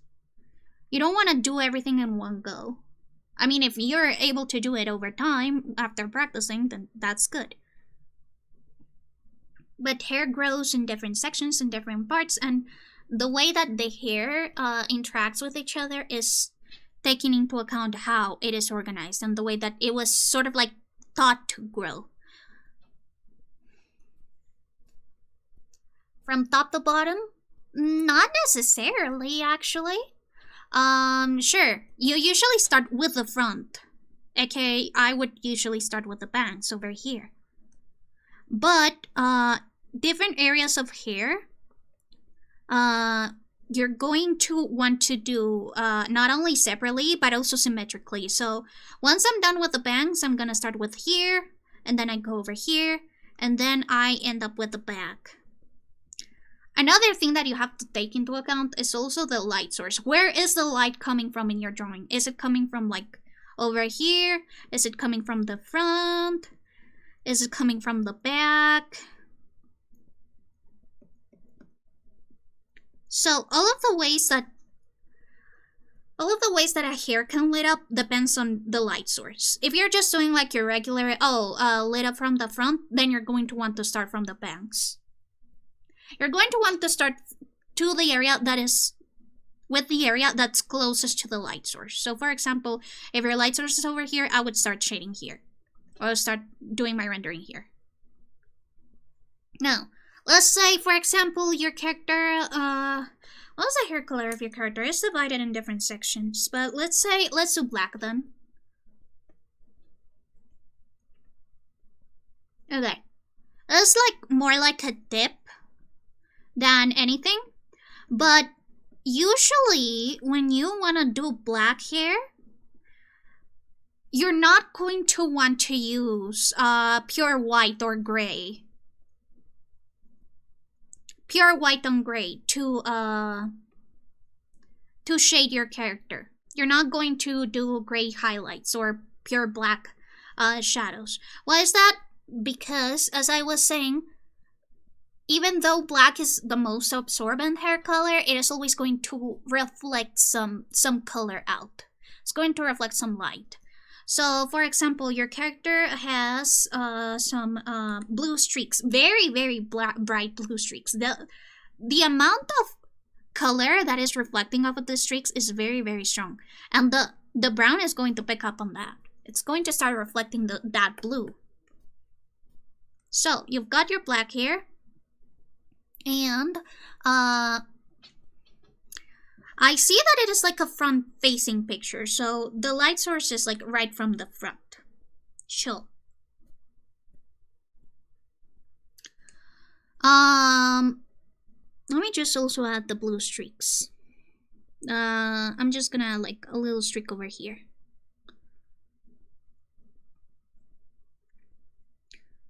So what I do with types of hair that have like different streaks, I'm going to start with the hair that is the most prominent. So for yours is black, so for this one it's also going to be black. And since it's coming from the front, it means that all of the light is going to concentrate on the front, and the areas right here on the back, they're going to be more shaded. They're not going to receive as much light. So now, I usually guide myself by my line art. But since we don't have that much line art, basically, even though, you know, hair is like a very, like, fibery thing. I don't know how to say it correctly, but you've got your hair fibers, your individual hair fibers. The brain is not going to, like, think of hair as those individual hair fibers. You don't have to completely render all of those hairs to make people believe that this person actually has, like, flowy, nice hair. Actually, our brain does work in those grouping. It separates those sections. Also, I break just started. I'm so sorry.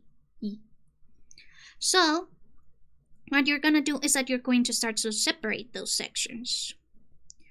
And you can sort of, instead of doing straight lines, you're already doing this. You can do lines that taper off.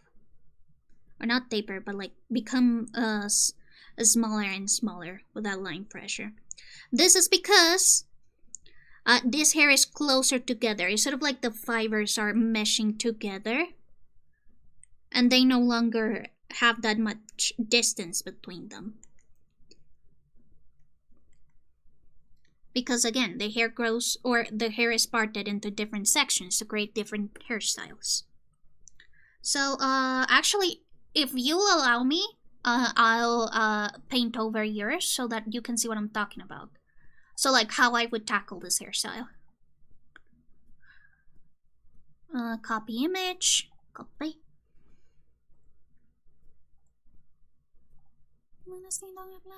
Corazones desequilibrados.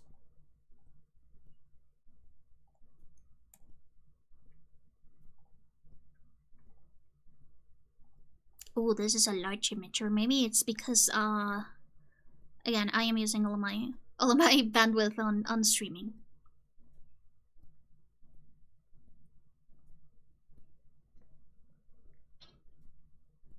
Podría ser que al final el cristal en mí. So, boing, there we go. Oh, this is a big image. Okay. I'm just gonna make it a little bit smaller.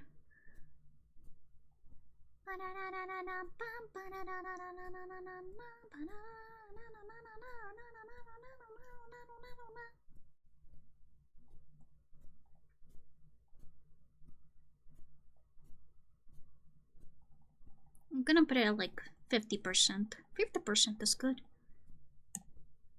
Or 25. Yeah, 25. So I'm going to make it smaller. So now it's 25% of its size. That way it doesn't like kill my computer.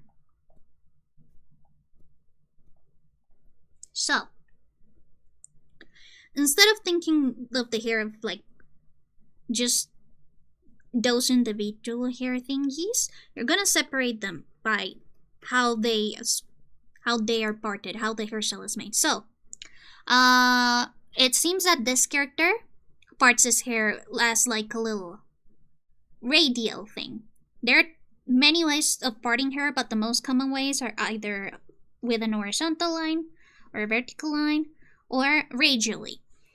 And also, that is also like affected by a ton of stuff. Both your hormones and just how your hair was combed or trained when you were a baby. But basically, now that we know that this hair grows radially, it means that the sections are probably also going to like follow that radial growth pattern. So I am going to separate the bangs. So the bangs are one section.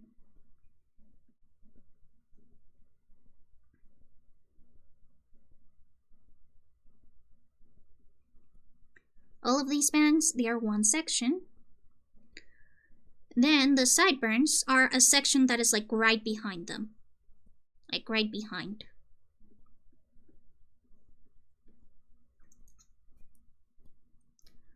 Then the back here, like the one that's behind the ears, is going to be the last of the...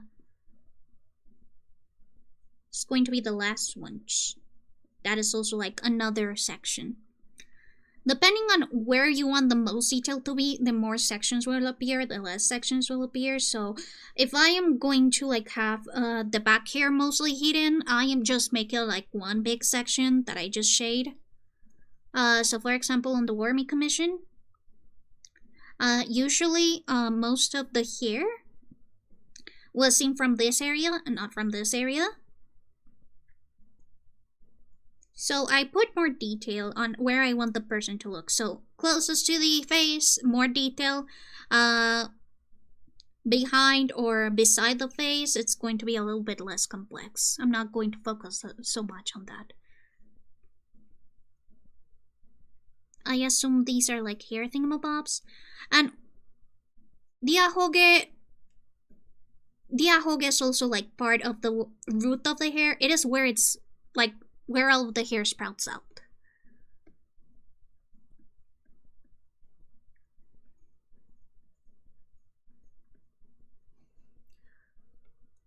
There we go. So we have our hair. Like we have the sections. So which one is the one that you want more focus on? I am assuming the one that is closest to the face. So what you're gonna do when you're gonna shade something like this is that you're gonna think, okay, the light source is coming from right in front of them. The light source is coming from right in front of them. Like, for example, if you're on like a photo shoot or something where a flash camera is right at you, that means that there's going to be shadows at the areas that are going to be like further from that flash camera. So these areas are going to be darker. This area is over here, and this is going to be way lighter. There's going to be a lot more contrast. There's going to be a lot more variety. So, let me just go back to my... I think it's this one, yeah. So,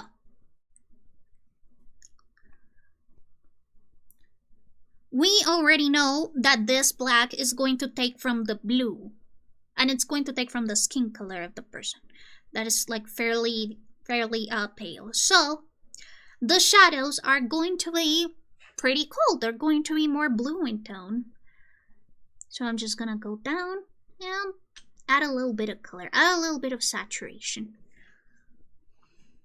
Usually when things are being cast in a shadow, the shadows are going to be more saturated than the actual base color per se.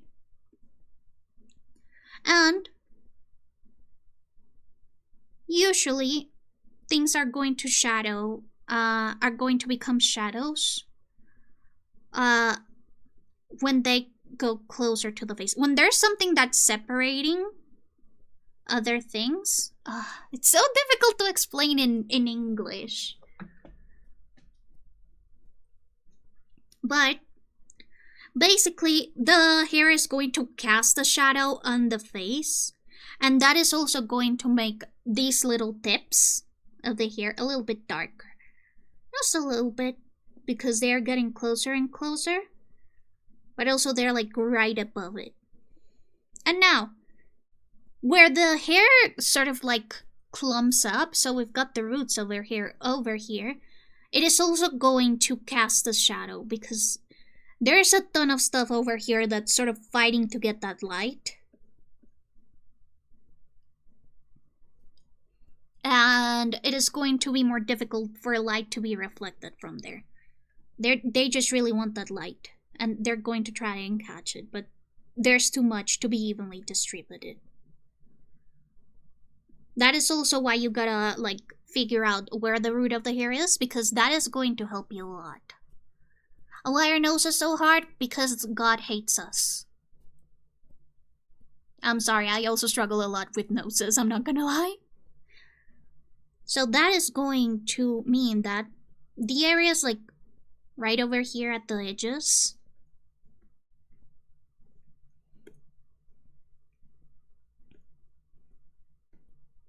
are going to be a little bit darker. While here, where the hair is more of like raised up and puffed up, it's going to have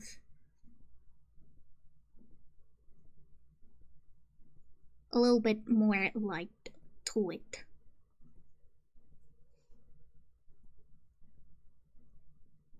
Okay, so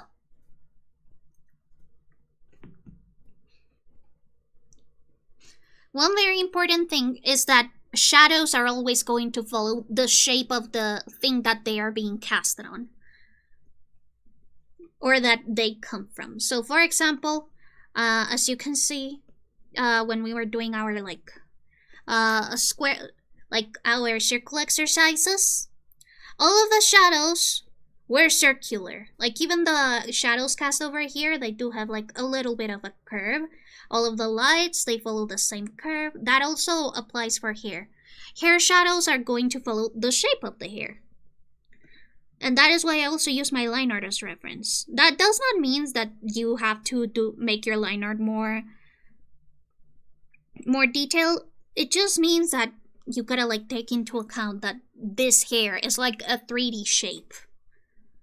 It is not just lines on a paper. It is going to follow the same exact shape that you did before, the same lines that you did before. So this is like the shadow over here. Let me go back to hair chan.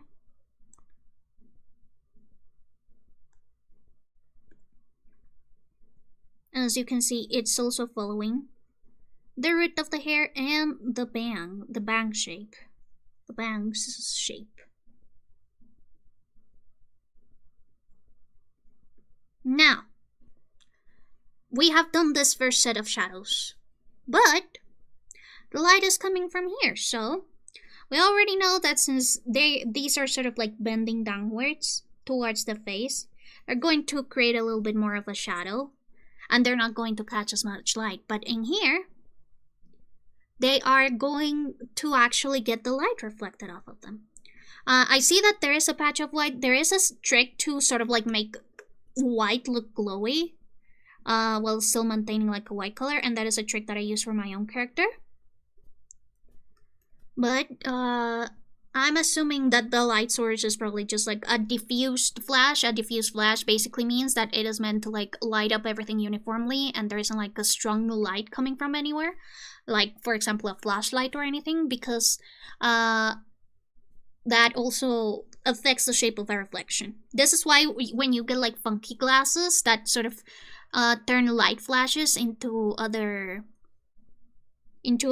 specific shapes, they're going to look different. But we know that the light is coming from here, so the strongest reflection is going to be in the area that's closest to the light source or the camera. In this like instance. So the light is still going to be from here. Going to see if maybe I can do something. And same comes from, I'm just going to close all of this. I can actually like go back and forth. A light is coming from here, so usually flashes are like stark white, but again, the hair is going to also reflect some of that blue light. So again, it's going to be a colder highlight. And they don't need to be stark white, just like how many things absorb most light but don't absorb all of it. Same thing goes for like things that reflect all light. Not everything is going to reflect all light. The only possible thing that is going to reflect the most light to you is a mirror. That was like what the most reflective substance, like. So, since this black already is absorbing a ton of light, its reflections are going to be light, but they're not going to be like 100% white. They're not going to be stark white, because the black is going to absorb most of that reflection. Instead, you're going to go for a lighter black, make it a little bit blue. Depending on the color of the light, it may also change the color of the reflection. And it also depends on the character. A lot of people use blue undertones for black hair. A lot of people prefer to just use like full grayscale and then add details of like light reflections later from other things. Some others prefer the black to be it's okay, I also will never forget. Some make like their black a little bit more brownish, like a more warm black. It also depends on like the situation. But usually most people prefer to make their black a little bit more bluish, because colder equals like more pure for some reason in our brains, and I'm going to tell you guys later. So, the closer it is to the flash, the more light is going to reflect. So, I'm going to say that it's probably the front. It's slowly going to go back. It's slowly going to stop reflecting as much. And here you got like your mostly shaded bangs. So we've got the front of the area done. Of like the black area. Now for the blue, we basically just do the same, just with a blue color. So again, the edges are going to be a little bit more shadowed.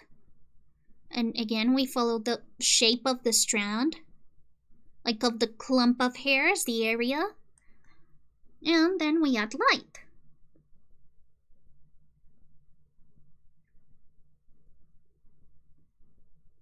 I usually like to shade the colors separately, and I start with the most dominant one, because that way I can later connect the less dominant colors to the most dominant colors, and it is like a little bit more cohesive in that way.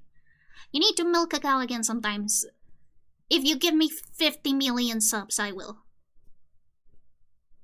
You gotta give me like 50 trillion subs. So, we've already got our bangs. We got our bangs done. So now, here you have some areas with white hair, so I'm going to like do a little strand of white hair over here.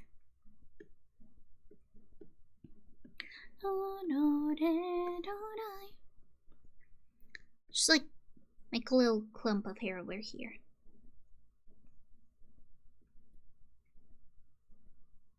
There we go.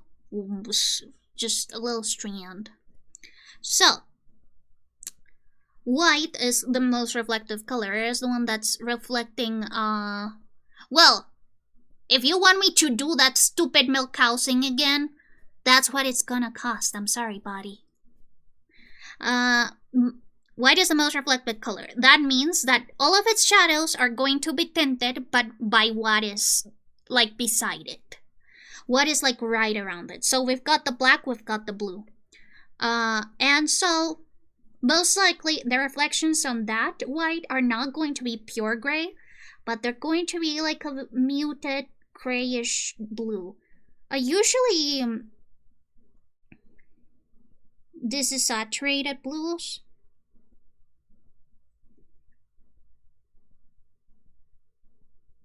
Sort of like cloudy day blues are used a lot for whites, because, and this is what I was getting to, it's because blue is the easiest color to reflect.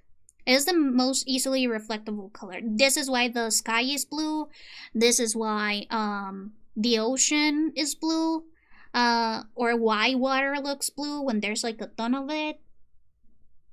There's like a ton of fresh water. That is why.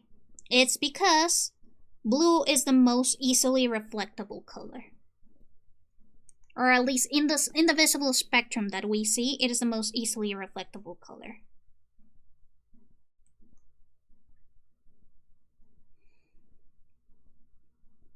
Also, this little like cowlicks, they're actually going to cast a shadow also over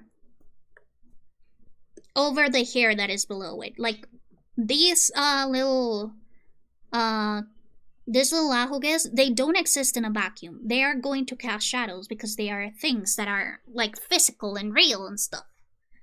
They're materials. And so they're going to cast a shadow over the hair. Just like how here I sort of like did like a mini strand to show. Like in here it is casting a shadow over here. And now for lights. I will have to ask Snore about other games that are British. Now for lights. I see that you've already sort of like gotten that trick from something, and is that colors always look lighter or darker depending on the colors that are beside it. Colors don't work in a vacuum. They need contrast and to work. So I do understand what you did there, but to make it more subtle, I would recommend using just like an airbrush to first do like a little like semi-shadow on the area that you want highlighted, sort of to prime the surface so that it's no longer bright white, and then you can add the light over it.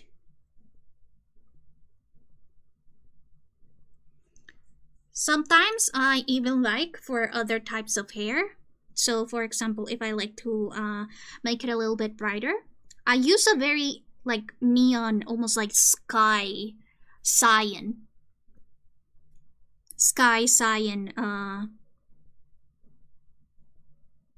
to outline the highlight, sort of make it stand out even more.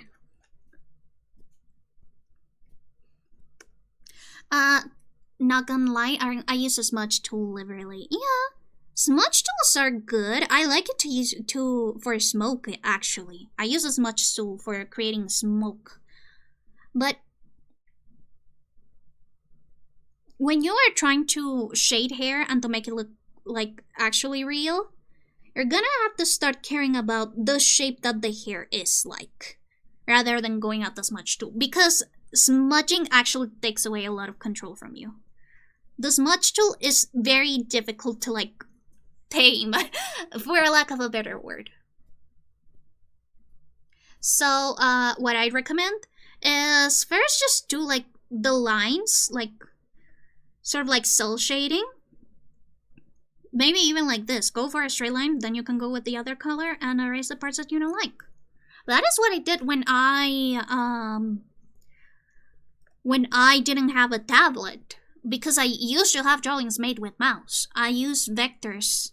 Basically vector thingies and vector lines is where you can get this line, get the subject. So like this. Oh, whoops. And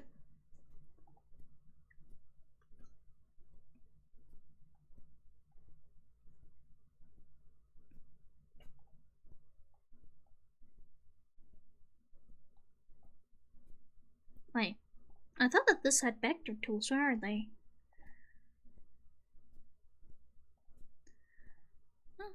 Well, either way, vector tools are what I used to use, and usually they were just straight lines. They were just like things like this that I will later have to.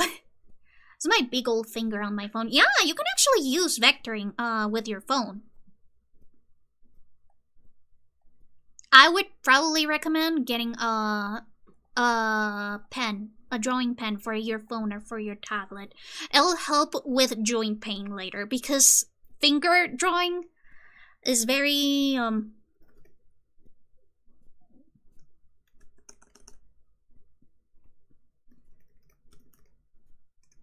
is going to be very painful in the long run. I actually bought like a set.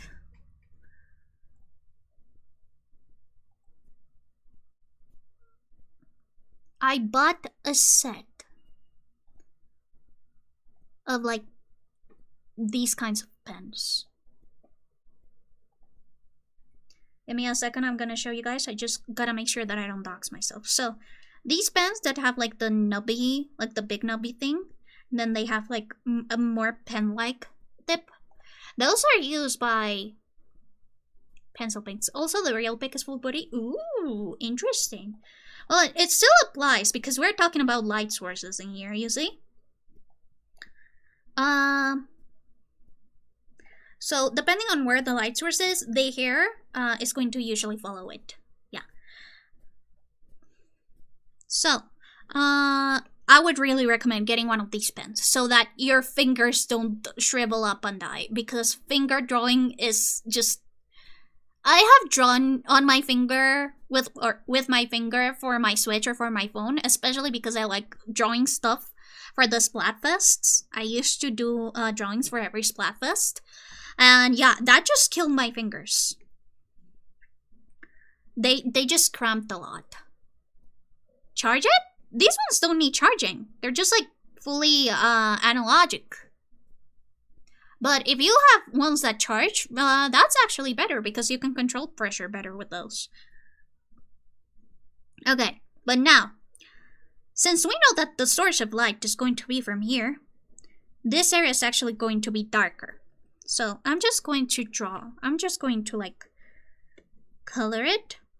I usually use an airbrush to sort of like make the transition between like the main color and the shadow color a little bit more smooth, but don't worry about it. Now, we're going to apply the same method that we used in this picture, which is rather than drawing the darks, we're gonna draw the lights.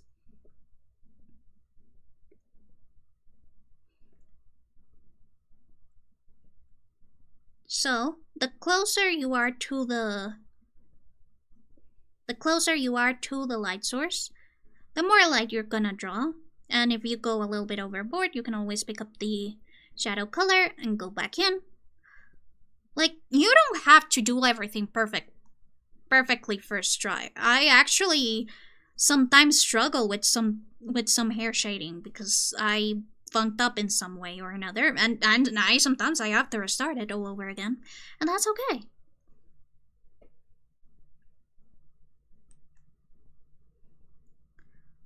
But yeah, the further you are away from the light source, the less light is going to be shown, the less light is going to be reflected, and the more shadows that are going to be casted.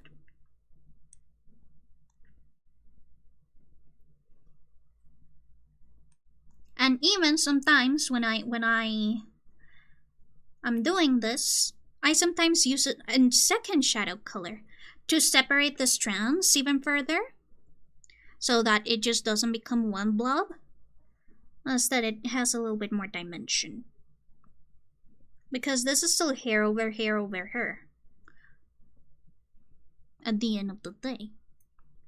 So I use a secondary shadow color. Don't note the fingers, they belong to Frida. So true. My fingies and everyone's fingies are Frida's property. She told me so. And that way you can add a little bit more detail, a little bit more dimension. That's it, we've got hair. This hair is very hair, and it hairs a lot.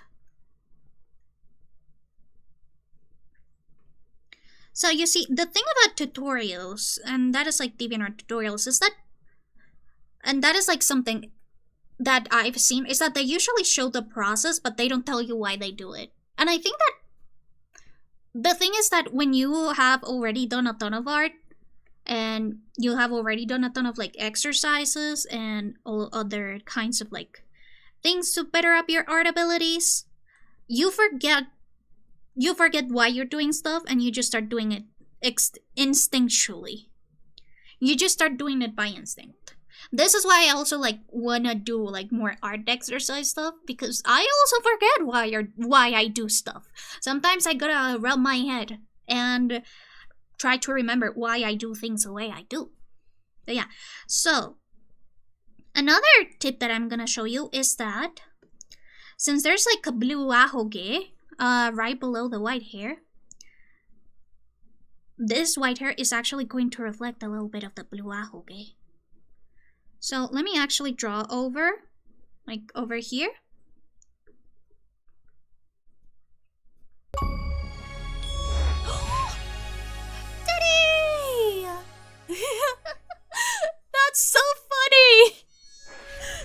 you for the tantia.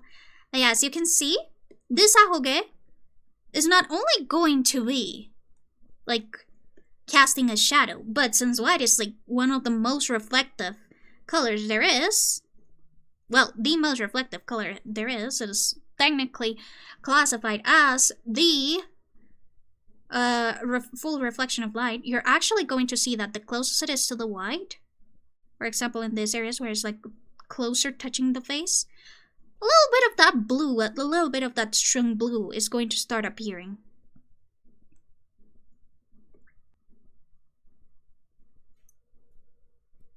Like that. Like white and black borrow from the colors that are around it.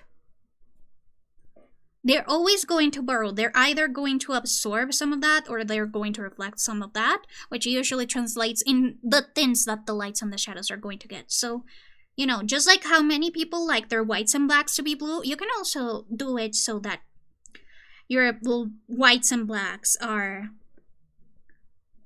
warm.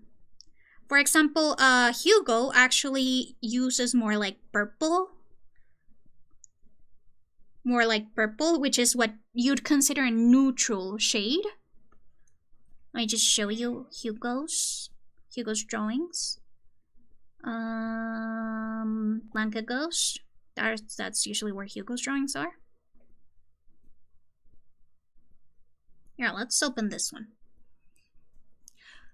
Hugo's hair color is like a very neutral white, so I use purples.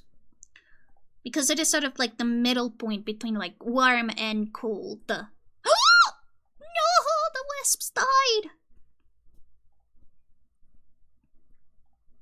So, I'm also going to like apply the same philosophy to this strand of hair. As you can see, besides the blue, it's going to look very, very warm. And that is because these colors are interacting with each other. They are beside each other, so our eyes are not going to look at just the colors that we are seeing. Just the colors that I'm applying, but also the colors that are around it. This is why color theory is important. And I know that people often rag on color theory because of the whole like children's hospital thing, but color theory is very important and very interesting to learn. I like color theory a lot. It has helped me out a lot with creating like better illustrations and getting my shading to look more realistic, quote unquote. And same thing I'm gonna do for the lights. I am gonna add a little shadow, and then I go with a stark white.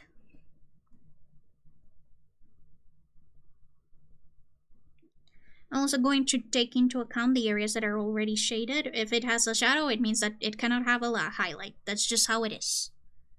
And instead of using this like very bright cyan, I am actually going to use a pink. I'm going to use a pink and magenta.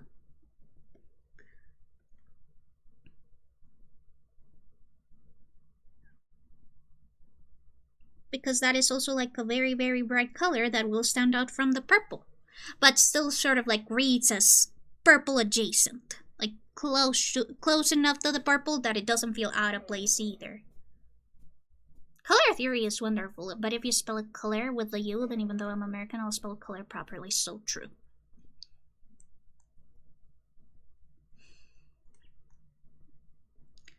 So this is sort of like the neutral white for me, which is the one shaded with purple. You can also use like grays or like more muted colors. I don't really recommend working with grays or like pure black or white for shadows unless you have like very like long-term or like very good knowledge of color theory and of like highlights and contrast and values, not hue, because at this point you're not working with hues. But I am also going to do what you'd call a warm white, or a warm white, or what some others may call even a platinum blonde. Like a very, very warm white. The one that you get when you bleach your hair to the core. Hi, Pug Nation, how you doing? Right now, we are doing a art study stream, so if you'd like to join us, grab some pen and paper. I'll be back to doing some art exercises. It's just that Teddy, one of my subscribers, asked me some advice about hair shading. And one of the pieces has, one of the hairs is actually white. So I want to show like the different ways that you can shade white and how different it'll look depending on like the colors of the shadows and the highlights that you choose. So now we're gonna go for a very warm white. Instead of using yellow, I'd recommend you use orange. Orange actually reads as like orange. Yellow with white can either read two ways.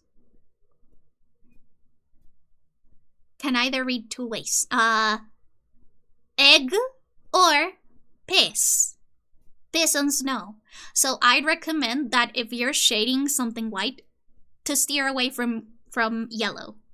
Unless it has another color to like balance it out. So for example, if there's like a green. There's like a green beside it. The yellow will read as brighter in your mind, or like as more warm, and it will no longer look like piss. So yeah, for a warm white, I'd recommend you use orange. Use like a light orange. Being more towards the reds. And again, the hair that is above is going to cast a shadow. And the strands that are sort of like curling in on themselves and that are closer to the edges are also going to cast a more strong shadow. Sort of like the edges. Like this. And same thing. Little airbrush so that we're not working with white, like full white for the highlights. And then stark white so that it creates that contrast that reads as a highlight to us.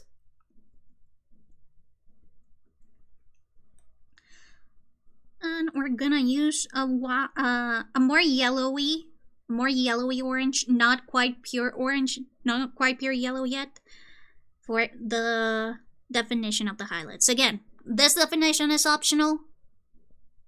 I just like using it because it gives it like a little bit more pizzazz, makes it look a little bit more cool, makes it look a little bit more like, you know, like a movie. As you can see, these are all just white. These are all just white hair, just shaded differently, but they feel so different from the others. And this is like what you'd see depending on like a character's personality. Sometimes you'd even see like the type of like shading of the hair. It'll sort of like represent who they are. So for example, for characters that are winter themed, etc, that usually use this because it is cold. It feels a little bit more clean. For this one, this is what I say that is like neutral white to me. That is what it reads as to me. But some people also use it for characters that sort of like are related to sort of like royalty, because purple we associated with royalty, whereas we associated with elegance. And usually the warmer shadows are used for sweeter characters. In fact, a lot of characters that have white hair but whose main color is pink, they actually use the pink as the shadow color. They're going to make the shadows all pinky. And again, that is because white usually has to borrow from the other colors in its environment. So as you can see, the pink is going to look a little bit more like sweeter and more delicate. It gives you like the appearance of like strawberries and cream, which I think is very yummy. So that is sort of like 3 ways that white can be colored and shaded, and it all depends on the colors that it's interacting with. So since this character has a ton of blue, has like a very cool color palette. I would recommend shading the white patch of hair with colder colors. So instead of using a basic gray, as you can see, it's very, very close to just having no color at all. I'll bring it a little bit closer. I noticed that my little Hugo sticker is sort of like blocking the color palette. I just zoom it in a little bit so that you can see. Screen capture. Boing, boing. Here you go. So, if I like color pick from here, you're going to find that the colors are very close to like the full-on desaturated grays over here. They're very, quite literally just very neutral. So what I'd recommend is sort of like getting a little bit back here. You know, adding a little bit more saturation. And maybe a little bit more light. Because if you go dark and saturated, it's gonna look darker than the same color but unsaturated. Because saturation also adds a little bit more like pigment to it. So for example, if you go over here, and I'll recommend that going a little bit over here. And it still looks the same, but like it still looks like this is a dark shadow. But as you can see, the light values are different.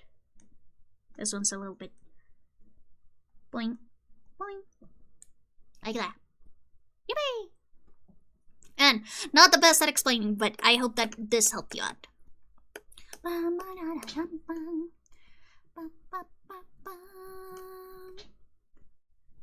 Okay, there we go, and you can now go back to putting Hugo on my screen. When will be the next ad break? I kind of need to piss. Teddy, thank you so much for the 10 gifted. What the hell? Thank you so much, and also congratulations to everyone who got a subscription. Everybody thank Teddy. Double use in chat for Teddy. Okay? I won't say thank you, Teddy. Everyone say you're the goat, Teddy. Thank you so much. I really appreciate it. So, for the people who just came in, while I was explaining how I render my hair, I was actually doing some light and shadow exercises. So as you can see, I've got my ball, I've got my little sphere, and I was explaining how I treat highlights and shadows. Anonymous, thank you so much for the Blanketer Bot sub. That is amazing. Thank you so much. Finally, Blanketer Bot can use sub emotes. Yippee! Thank you guys so much. Oh my god, level 4 hype train. What the heck? That's so cool. Thank you so much, Teddy. I really do appreciate it. So I am here doing some shadow exercises. Now that we've got lights from the side, lights from below, no, lights from above, and lights coming from like, sort of like, what will Blanketer Bot do with the sub? I am going to make it use all of the sub rewards, all of the sub emotes. Because Blanketer Bot is usually for notifications. So, I'll make it so that it now can use the subby emotes. Because usually I just have it use the flower emote so that it doesn't die. So, we have done these. So now I'm going to go back to like the simple lightning, in which we're going to do lights from below. Lights from below so that it's spooky. Lights from below usually are seen as spooky. So we're going to do that. So the light is now going to go from below. As I said, usually what you'd like to do is to think of like this little circle that we're shading as sort of like a little planet with all of these axes that I made. As I explained before, what you're gonna do is you're gonna do 2 straight lines, and then you see how these lines are here, they sort of like separating halves, you're gonna make them slightly thinner. Make them curve less and less until you go back to the straight line. Like this. That sort of like gives you like an illusion of 3D. So, since the light is coming from below, that means that most of the shadow is going to be from here.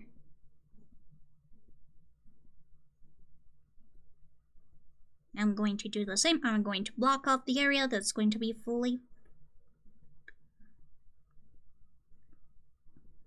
dark.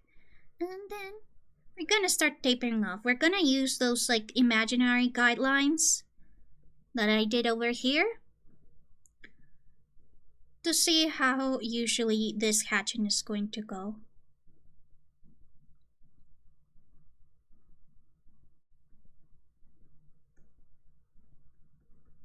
And then don't be afraid to use the eraser to, if you like want to make the shadows more subtle.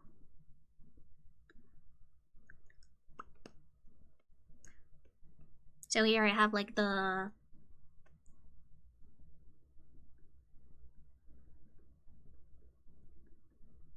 my eraser, which is the kneaded eraser. Like this imitates what a kneaded eraser would do if I had a kneaded eraser on me. I'll probably do a hand cam stream if I like get more confident. Because I am very scared of getting doxxed one day. But maybe one day I'll do a hand cam stream and I can show you like how I do my traditional style drawings if you haven't seen them. Why are you blinking so much? Oh shit. Again, Tom Cardy, he is amazing. I love his music. So yeah, as you can see now, we've got the light coming from here. Wait. No, actually, a ton of people like give subs to the bots. For example, Necroni bot has a sub. Basically, it's so that the bots can use the sub emotes for announcements or notifications and stuff like that. Because if you don't have sub emotes, then Blanketer bot would just show the text of the emote rather than the actual emote. So you know like how every emote sort of has like a prefix and then the emote ID? That is just going to show the plain text. I'm usually the one gifting subs to crony spots. You are doing God's work, Teddy. Thank you so much.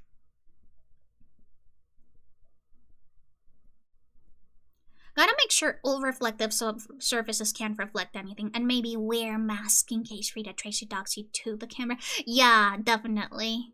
Definitely. Frida will definitely try to dox me. Also, thank you so much for Hype Train Level 4.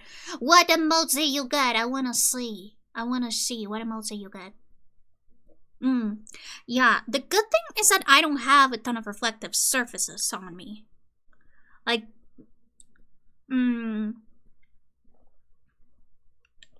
I don't have any mirrors in my room. And the things that usually reflect stuff, like for example bottles, I usually use plastic stuff that is kind of dull. Because, you know, Frida knocks it over. I don't want her to knock over a crystal glass and have it break. And then I would have to not only vacuum but also mop, so that I can make sure that I've taken all of like the micro shards, like the little glass dust, the little crystal dust. I don't want that to like come into Frida's posies. Now, I've done this. These are all like simple shapes that you can do to practice, but let's do something a little bit more shape. Like let's do different shapes now. Let's do a bean. Let's also do like maybe a little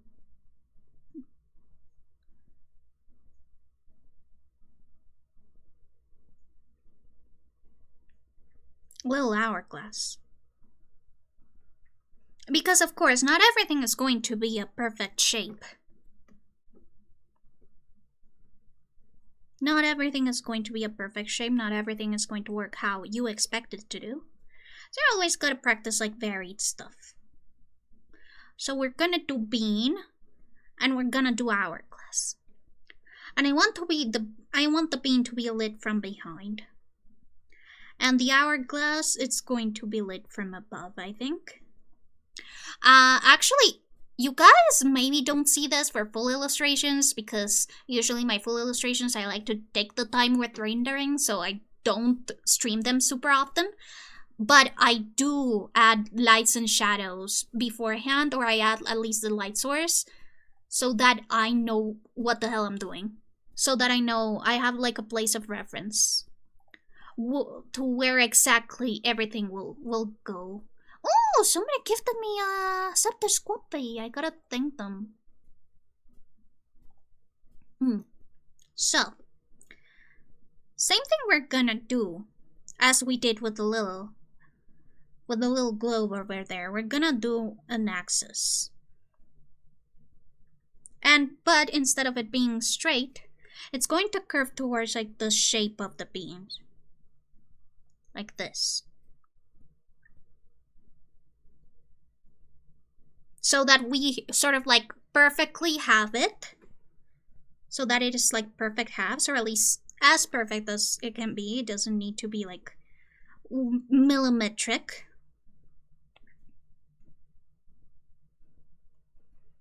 And we're gonna do the same. We're gonna do the same exercise with getting closer and closer to the center.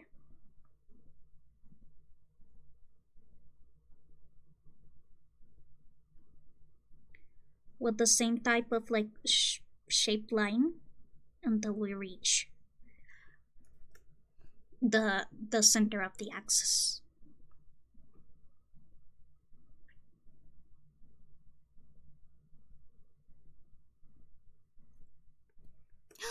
Fickle! Hi, Fickle! Thank you for the lurk. I hope that you're doing okay.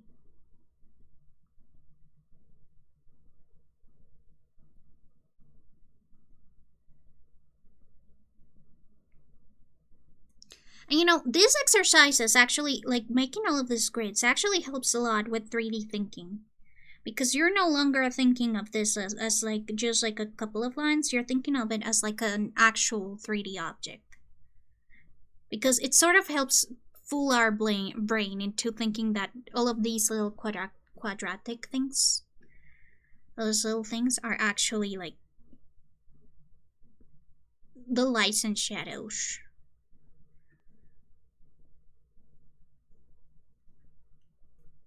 So as you can see, it no longer looks super flat. It no longer looks really that flat. Compared to when it had no like guidelines or anything. What's better, a blanket or a ghost? Yes. So now that we have these guidelines, we know, and this is lit from behind, so we know that the light is going to hit strongest over here. Just got home from the shop, took second place in the draft tonight. Kinda disappointed because my draft deck was kinda bad, cause Robert, my friend. Oh, okay, I thought that Robert was crony. Was getting my colors and taking all the good cards from... I'm surprised I took second, but luck is luck, I guess? Yeah, unfortunately, luck is luck. But I am glad that at least he took second. It would have sucked if you had gotten way worse.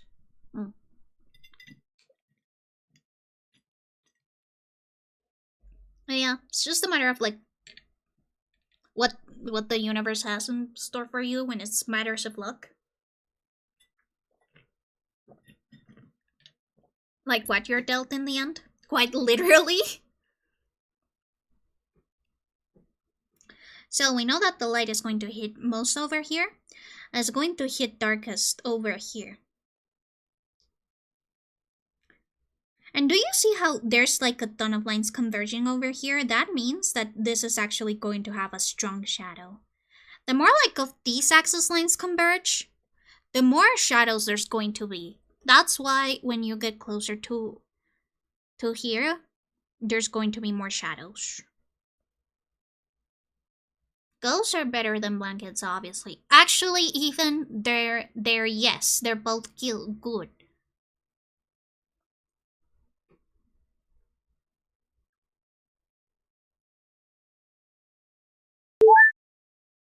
Thank you for the hydrate. You hear me slurping my drink? Slurping my water? So we're gonna do the same. We're gonna cover this, but since we know that there's a lot of lines converging over here, we're going to make sure that the shadow extends a little bit more over there. As well as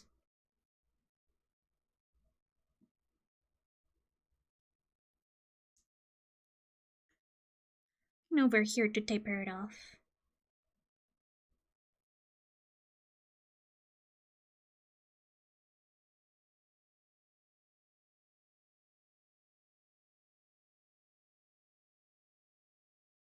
As you can see, I am still using sort of like the references just a little bit more loosely since I already sort of have like a mental image of what I want to do.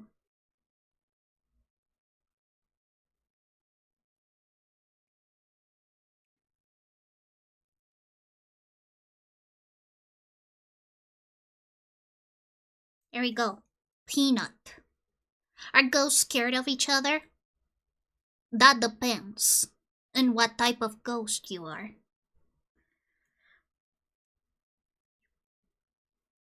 And now, since the light is coming from behind, that also means that there's going to be a shadow over here.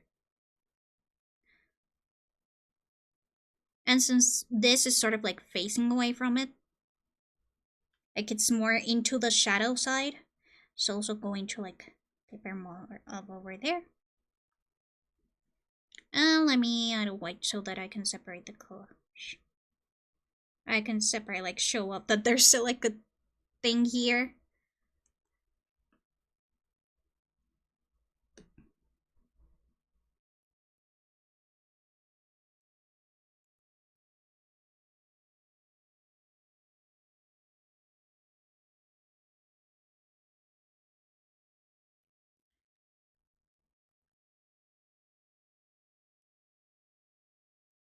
Again, nothing absorbs light fully unless it's like a void. Unless it's like quite literally a void. So you can add a little bit of reflection over here. Same over here. I would probably use like a softer brush. So that is more shadow.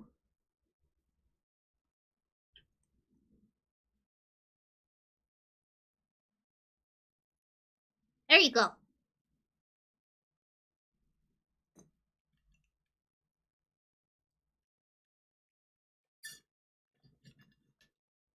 If Noodle made a piece of art, would we classify it like normal AI slop? That depends. How would Noodle make the art? Would it be like an algorithm that controls the brush of like MS Paint?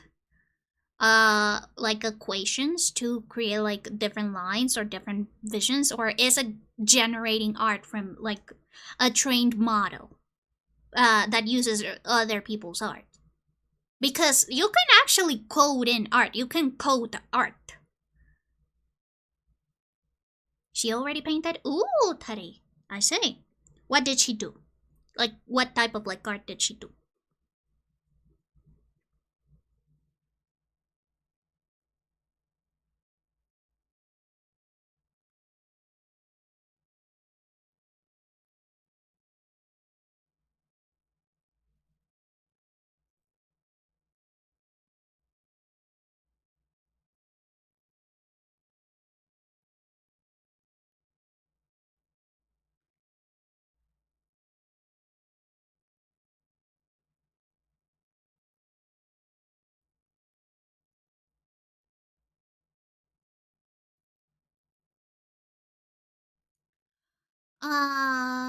Hello, just chillin'. Circle, Santa, square, let's go! Yeah, that is like a pretty easy way to like... That's like a pretty easily codable drawing. Or just using like an axis. Mr. Crab! Oh no. Oh no. No, my wisps! Why must they be sacrificed? She isn't even awake right now. It's not like she can see it.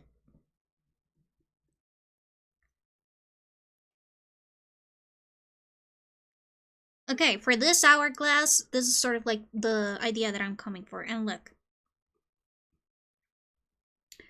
What's happening here is that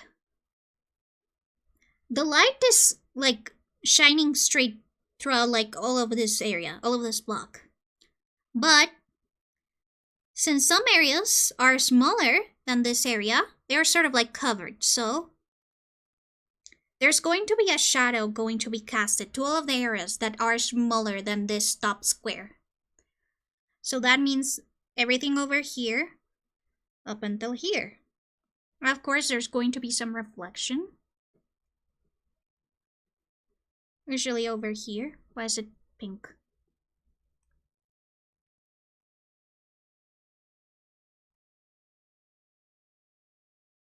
There's going to be some reflection like from this top area over here, like this top area that is already like the same size of this as this area. It's going to reflect a little bit over here. So that's why this shadow is going to become actually a little bit lighter. Okay, Abric just started. I'm gonna go piss, and I'll be right back. Yes. Yippee! Wah!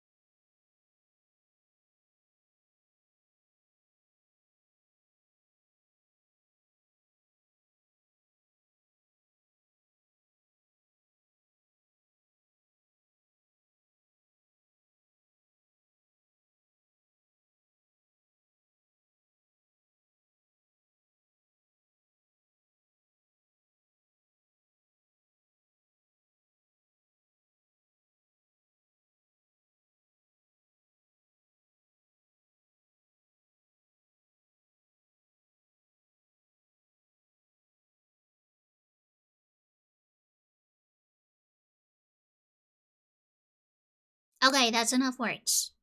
Ooh, fantastic. Wait, where's my drawing glove? Shit.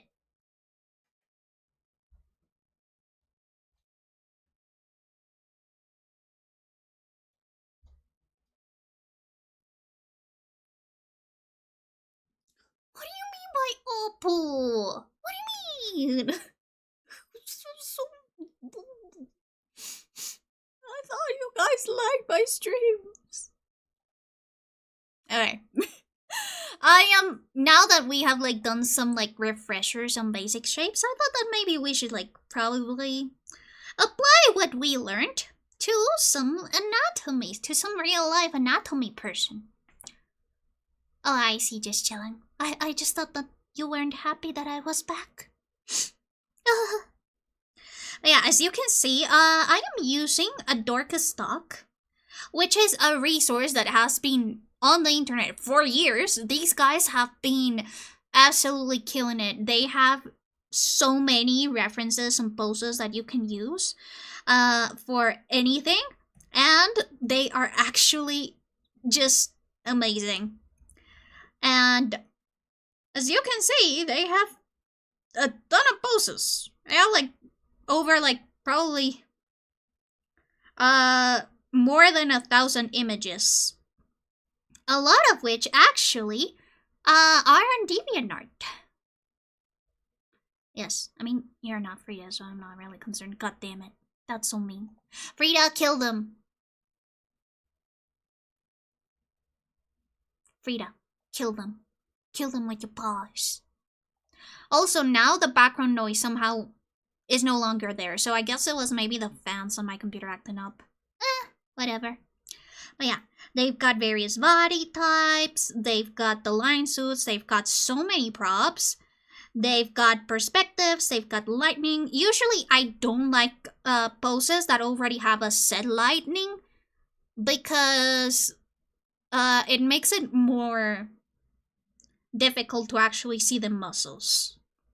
To actually see at everything in full detail. So as you can see, we've got like a ton of poses here. We've got a ton of different body types, so we've got a ton of different props. And a ton of different perspectives. They're all classified, they're all made, they're amazing. Let me just put also their stuff on pin so that you guys can watch. So that you guys can look at any of the poses. This is such a good resource for any artist. And again, it is all Creative Commons. It is for free. It's for free!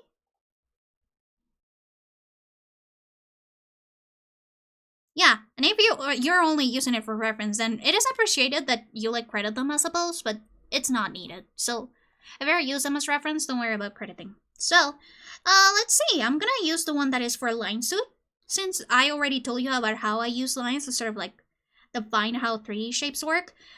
This grid and this line suits actually work very well to sort of help people understand how 3D shapes work and how to apply lines to them. Because it can be difficult to get used to this.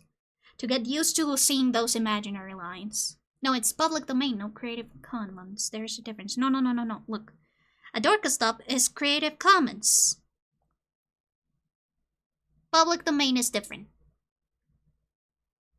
Like, the actual copyright that they use is Creative Commons CC by 3.0. Unported license. Public domain means that you don't need to, you are allowed to do whatever you fucking want with it.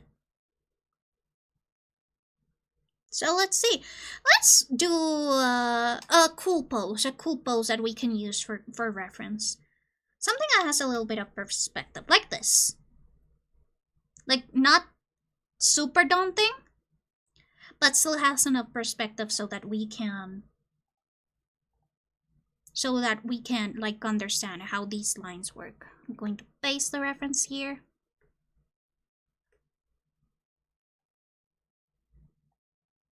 And I can put it right here. There we go. Yeah. You can see their licensing rules on their page. So,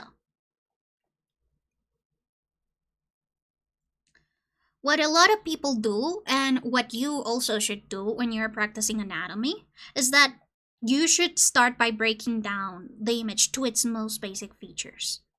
So, I'm going to just like tint this. Turn it down. Shit, what did I do? Oh, I know what I did.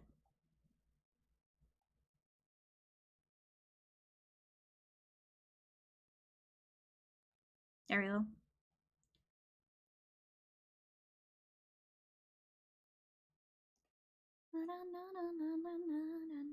There we go.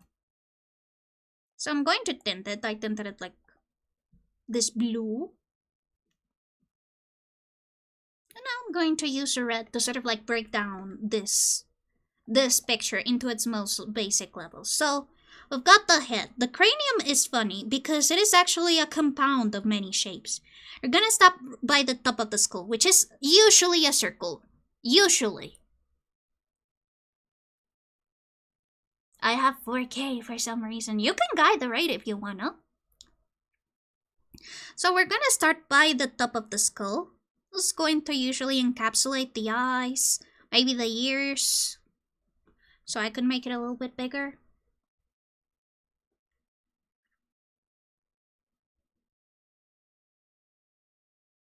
And then you're gonna notice that this person is off to the side. So you're gonna draw a line, sort of like down the middle of the nose and through the lips, so that it reaches the chin. And then you can trace the cheekbones over here. And now we're gonna get the edge of this eye socket. Maybe this eye socket. Usually it is like close to like the edge of the eyebrow, but you will see that this sort of like dips and hikes up over here. So you're gonna take that and you're gonna draw another line. This is sort of like the flat surface of the face where all of the face features, all of the facial features are gonna be. Then you can also like do the tapering off. Like you can also add the curve for the... You can add the curve for the chin, or the chin shape. That is going to be like a little rectangle, almost like this usually. It is as if you took a triangle and you cut its little tippy-tappy. You cut its little tip. Okay, just chilling, don't worry. I'm gonna go back so that you can see. The first thing that we're gonna do is that, as you can see, this is the cranium. It's like the cranium. And it's going to be a half circle. What you're gonna do is that you're going to complete this circle. You're gonna complete it. That is the top of the cranium. It usually has the eyes, as you can see. Hi, eyes! And it has like the forehead over here. It usually ends where the ears also end, in your eyes. It can be a little bit lower, a little bit higher. We're not really perfectionists like the people from the Renaissance, so we don't really care if it isn't like super symmetrical or like super proportioned, because people come in different shapes and forms, and sometimes things can shift around a little. So you're going to complete the circle. Now we have the circle. This is the cranium. This is sort of like the first thing that you're gonna draw off of face, because it shows you where the top of the face is gonna be. Like the height of your character. Now, as you can see, we can see the chin over here. We can see like where exactly... Oh, I'm using a different brush. No, this one. You can see the edge of the face over here. You are going to take this line and you're going to extend it down to the chinny chin chin. You can even start by drawing a line at the chin, a horizontal line at the chin, like this, so that you know where to stop. Now, we're going to see over here the tip of the eye, and you're gonna see that the shadows show that it sinks down a little bit before going back up. like over here. That is the eye socket, because the eye socket is bigger than your eyes, because it needs a little bit of like wiggle room so that your eyes can move freely. So you're going to take that little area where it sort of like starts to hike up again. That is going to be the edge of the eye socket. And then you're gonna draw another line. You're gonna draw another line. This is where your entire face is going to be. This is where the face is. And then, for example, as I was saying, when you do it from the front, usually it's going to look like this. Like sort of like a rectangle that is bigger at the top than at the bottom. Because yeah, you can also do the lines of like the eyebrows, like this. As I'm saying, it's sort of like as if you took a triangle and you cut off the edge. Like this, like the third point. It'll look like that in most cases. So, like this. Now, we can actually follow the jaw over here. So we just draw a line at the jaw, and we cut it right where the ear starts. That's going to be like where our face stops, like our head stops, and our neck is going to start. You can also trace the ear like this. The thing about the ear is that it is not really bone. The ear is actually usually inside the skull over here, but the ear actually does taper off of the skull with cartilage, like the outer ear that we see. It's actually going to like go a little bit outside. So it actually starts from here, because you know the ears have these little canals. There is some cartilage that will stick out, but we don't have to worry about that. We're trying to like learn about the pose. Now, from the ear, we can now focus on the neck. And we have some lines over here. This line is the color line. The color line is where our neck stops and our chest starts. So as you can see, I am just tracing the lines over here. So I am chasing that curve over here that you see. That's all just me tracing it. And I'm also tracing that color line from the line soup. Now, what is a body? What is a body? A body is just a bunch of circles, triangles, and squares. Those are the three basic shapes. Those are the shapes that we're gonna use. So, for shoulders. Shoulders, if you see somebody at the top, you're gonna see the face. And you're gonna see their shoulders. Their shoulders are sort of like not entirely like just a 2D surface. They're going to be more like a little rectangle.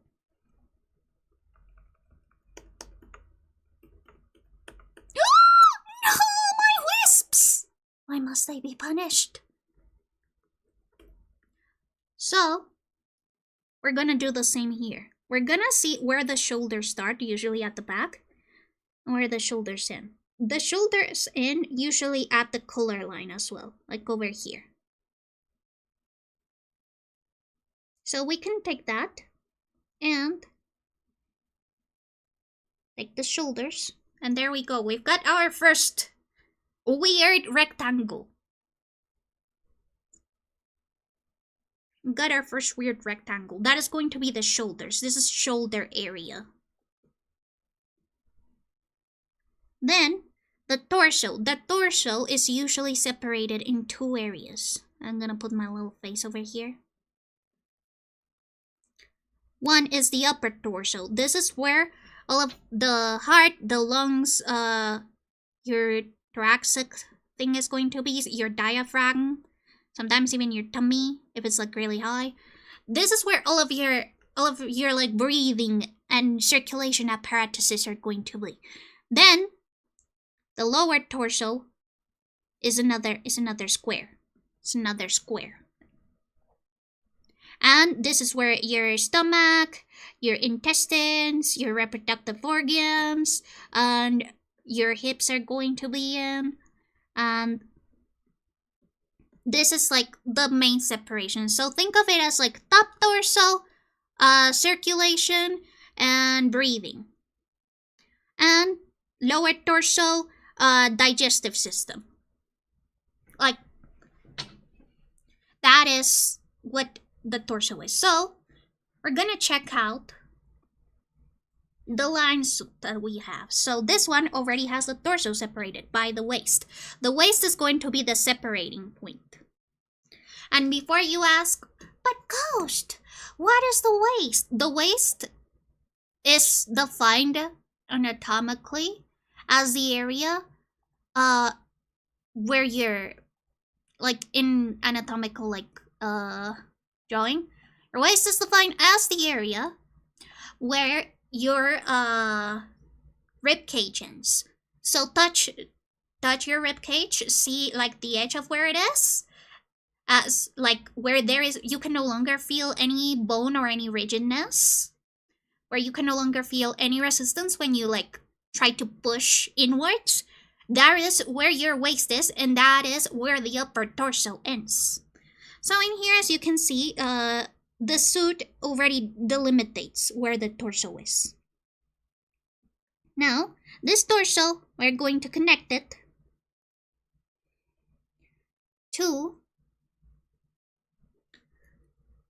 our model, to like the shoulder lines that we did here. And in here, we also follow the line over here, and we connect it.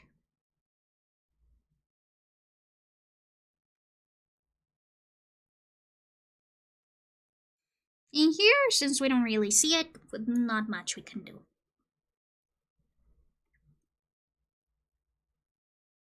I should have learned this when I was still in nursing school. The thing is that anatomy for drawing and anatomy for medicine are very, very different. They're like completely different. They're completely different, like disciplines.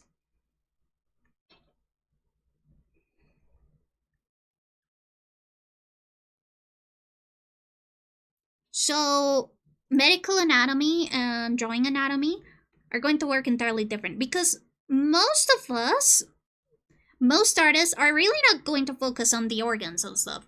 Are going to focus on how the muscles move and how to deconstruct figures, how to deconstruct the body so that it's easier to draw. But we're not going to learn about the heart and the organs and anything about that. Aw, thank you. I do wish that I had learned medical anatomy, but at the end of the day, it's not something that I'm going to use every day for my profession as an artist. Okay, now we've got the lower torso. The lower torso is going to end at the crotch. And, of course, it's going to start where the upper torso left off. In here, I'm just going to like create some imaginary lines. We cannot really see them, but we're getting fair. So it's going to end in here. And so we are going to connect the crotch to the lines that we have here. So like this. Again, we cannot really see it very well because of the pose, but this is why we sort of like need to first know like what to look for, so that we can sort of like then make like little inferences. And now you're telling me, but Ghost, why are you making the bottom part wider? Instead of like making it smaller since it ends at the crotch. Well, my little guy, my little buddy, that is because the crotch area has a bone, or well, a structure of bones that usually look like this. I don't know what they're called. Oh, the pelvis. Never mind, I know what they're called. This is a very crude drawing. This is not what they look like at all. If you want to see like a good drawing of them, look up Wikipedia. But anyways, the coccyx, not the coccyx, the pelvis. The pelvis is going to hold a lot of different things. But the most important thing that it's going to hold is they can break very easily. Yeah, I know, because my mom broke her pelvis, like her hip bone, doing a hiking trip. She fell at the edge of like a stone thingamabob, and she wasn't able to walk for like a month. Because I think that she fractured it over here. Actually, more like to the back. Like over here. It was like a fine line fracture. I don't know how it's called. Anyways, this pelvis bone is going to hold a ton of stuff. Aside from holding some of your intestines and your bladder and your... I don't know if your liver is here, but you know what, sure. Your bladder and stuff. It also is going to hold your reproductive organs, and it's also going to hold the start of your little leg bones. Your lower torso is going to hold some of that leg. Some of your leg. And so, for that to happen, it's going to be a little bit wider at the ends. And that's why the lower torso is also going to taper out a little bit. And yes, that is going to apply to all bodies, not just female bodies. Because it doesn't matter if the pelvic bones are more open or more closed, they're still going to need that little bit of wiggle room. And yes, you're going to have wider hips or narrower hips, but there's still going to be a little bit of that going outwards, always. If somebody doesn't have that, like a real human person doesn't have that, it's because they have no pelvis. I'm sorry, they have no pelvic bones. Okay, and now we have our reference. We know the pelvis holds a little bit of the leg. So we know that this area, the one that is like outside of the crotch, is going to be where the legs are going to start. Yes, a lion leg. Come on, Stefan, you must have just a little bit. Even if it isn't noticeable to you, it must exist, because else you won't have like a pelvis. And by the way, even if you do have a little bit more fat or less fat, at least the edge of your pelvic bone, like, is going to be a little bit more outside. Just kidding, I'm a goo, I don't have bones. That is true, but I was saying that a human person. I was talking about human persons.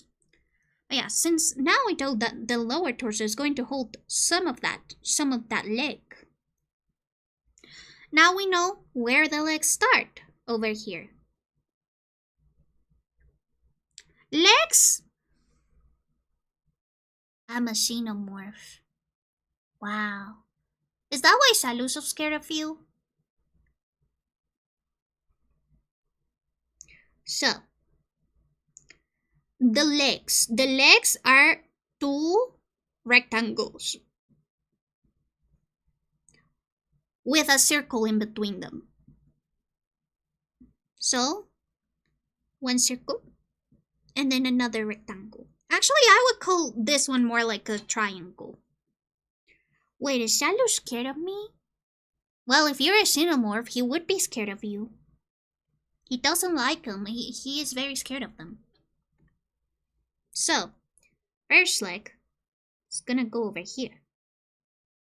And here we've got some lines, but basically front of the leg, side of the leg, sides of the leg, and back of the leg. That's why I'm saying that, like, they're sort of like a cube, a rectangle cube, like a box, is because usually those are defined by lights and shadows. So as you can see, this is sort of like a side.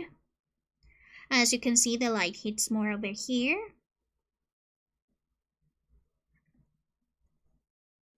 So you can see how the way the lines curve. And as you can see, it also like curves over here, goes over here. So like a cube. Even though all Sunny wanted was to get close to him.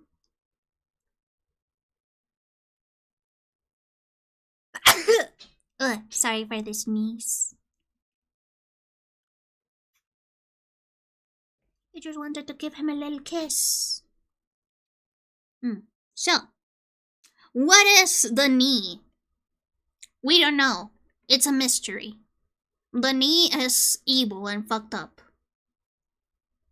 And apparently not even good knee doctors know what's going on there. But here in drawing, the knee is a joint that is used for movement. And so, because of that, usually joints are considered like little cylinders and circles. If you see a ball jointed doll, you will see that joints are circles, are circular. Why? Because it allows for different range of movement.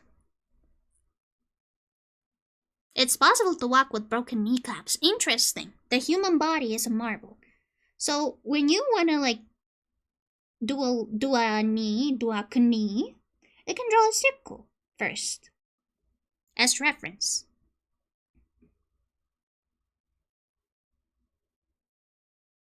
Boing, boing, boing, boing, boing, boing, boing.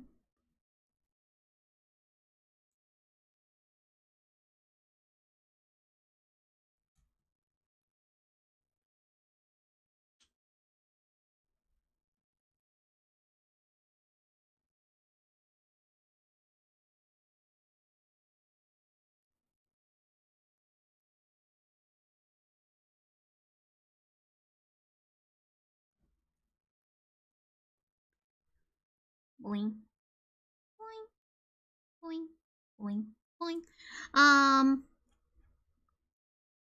So.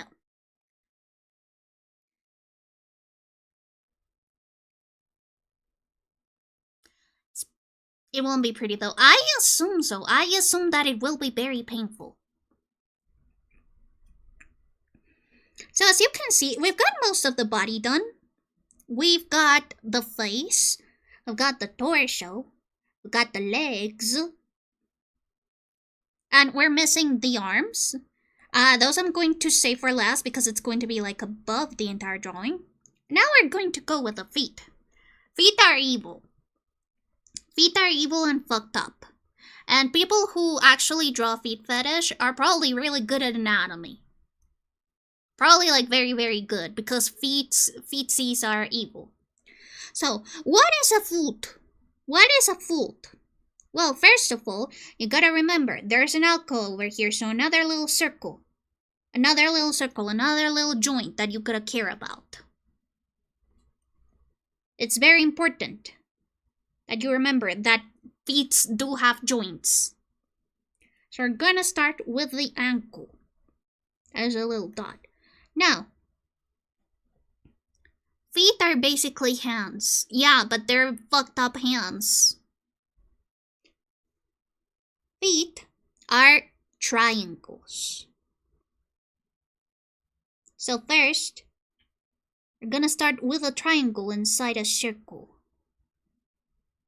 That is going to be this area over here. This area of the foot.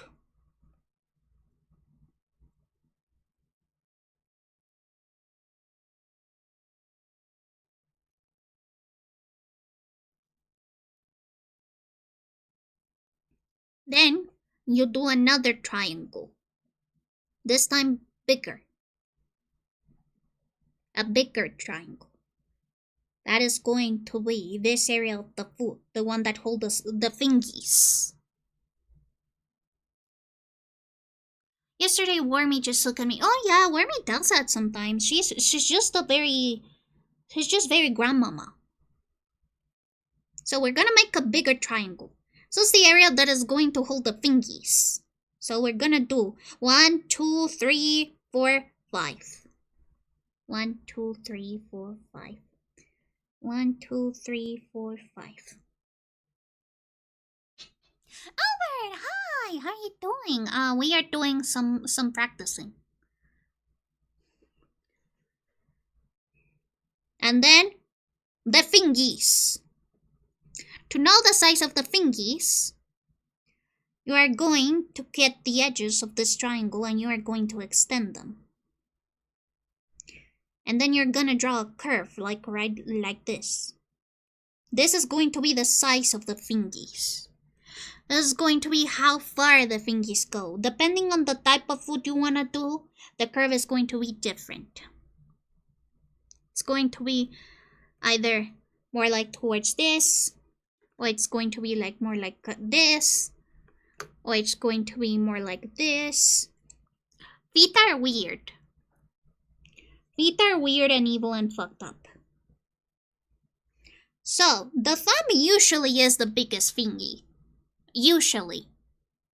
And I say this because it is not the biggest for me. I have weird freaky feet. So, the thumb is usually the biggest. So we are going to do the curve so that it has like the biggest area of the curve. So, I'm gonna draw a square for the thumb. That also works for all of the fingies. You're going to follow that curve until you have no fingies left. And now you sort of like soften everything up a little bit. Like, you know. So as you can see, fingy, fingy, fingy, fingy, fingy. As you can see, this curve is like this. This curve is like this. So you're gonna separate all of the fingies. And now if you delete all of the guidelines, boing, boing, boing, boing, boing.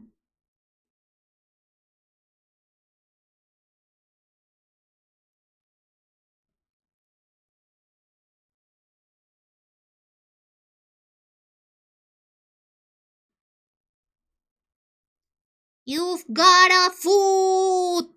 Congratulations, you have drawn a foot. How do you feel?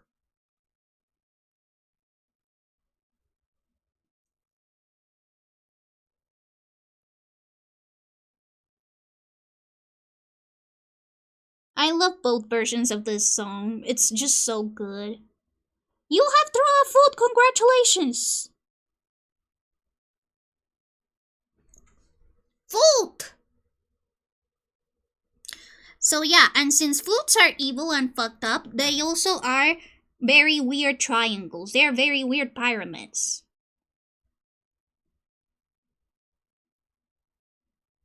So, sure, we're going to follow that same, like, thingy. They're very weird pyramids with very weird directions, and I don't like them. Flutes are the bane of my existence. I don't like flutes. Yeah. Now we've got like the base, like sort of like the simplified version of this pose. We've got the guidelines, we've got the basic shapes. We know where everything starts, where everything ends, and we know why, which is important, because if you don't know why, then you may forget why you're even doing it in the first place, and you'll stop doing it, and that is bad. Okay. Now we're gonna do the arms. The reason why I saved the arms for the end is because the arms are above other parts of the body and I don't want it to be confusing. So, arms are going to start on the top half of the upper torso, so over here. And in here, the person who also wears a suit already made the line so that you know where they start. Arms are actually deceivingly big because arms are going to encapture your armpit all the way to your pectoral muscles. That's right, your boobs and your man boobs. They actually move with your arms. That is something that people who try to draw big-chested women forget. Boobs actually move because they're connected to muscles. We're approaching 4 hours. Yeah, we are. Usually my streams are 4 hours. I try to make them at least 4 hours. But hey, we at least got to poses. I was scared that we wouldn't be able to, like, get to deconstructing poses. So, now that we know where the arm starts, we know where we can start putting the joints. So, because again, shoulders are a joint. So we know where the joints of the arms are. Can we make the stream a few minutes longer? Oh no, my voice is a little bit raspy already. I try not to stream over maybe 4 hours 30 if it's like a talk heavy stream. So if I'm not gaming or anything, because I'm not used to talking too much, like on the regular. My voice is already bothering me a little bit. I'm so sorry. Especially because I did do some like recording today. So I have been talking more than usual. Don't worry. We'll still get to 4 hours. I mean, we have 13 minutes left. That is enough. At least give some to Frida. Don't worry. I usually give Frida her second dinner. Her second din after I end stream. Because she eats at midnight on the clock. Isn't that right, baby girl? Yeah. I've got the joints over here. The joints... Here's the thing about the shoulder joints. The shoulder joints, aside from being like, you know, joints, they actually affect not only the shape of like the arms, but they're also going to change how the torso looks. Because there are some muscles over here that are also connected to the shoulders. And depending on how you move your shoulders, are gonna move up or down. And this is why, for example, since this person is sort of like pushing their shoulders forward, this is why the torso isn't a perfect rectangle, like how you'd usually see. It's because they are pushing the shoulders forward. So this is going to become more curved. And by the way, these muscles over here, they're actually going to move in the opposite direction to where this moves. So in here, the hands are going down, the arms are going down. So these are going to push up. And this is why we have like this area over here that protrudes right at the back. But when your shoulders go up, so like for example, when you go yippee, then your shoulder muscles are gonna go up, but your little muscles are gonna go down over here. And so, when you like draw all of the muscle, there's going to be like a little dip. It's going to be like a little dip over here. Because that is the bones over here going down. Do I know why? Not exactly. I just know that it happens and that's why I should draw it that way. But yeah. That's why sometimes this is not going to be a perfect rectangle. Now, for arms. Arms usually are going to be a specific length. And I'm saying usually because it isn't always the case. Proportions change ever so slightly with each person. And this is why it's important to learn sort of like the fundamentals before you sort of like start tweaking stuff around to create different builds. So, the upper arm, the forearm, I think that's what it's called. What is the arm and what is the forearm? Just Jill, you're the nurse. Tell me, what is the forearm? What is the arm? Because I never really like got it. Anyway, the top part of the arm. I'm just gonna call it the top. This top area, like right where the elbow is usually going to end by your belly button, which is usually the second half of your lower torso. So you see, the arm starts halfway through your upper torso, and your upper arm ends your second torso. Like the other half of your lower toe. Forearm is above elbow and arm is under elbow. So arm isn't the whole thing. I don't know. I'm not a doctor. I just like drawing. So, this is in perspective. So everything is going to be a little bit larger than what it seems. But if this person was standing like right here, that would mean that the arm is going to start over here. Like the forearm is going to start over here. And it's going to end over here. Like this. In fact, you can try it. Touch your elbow and then try to like draw a straight line. It's usually going to be close to your belly button.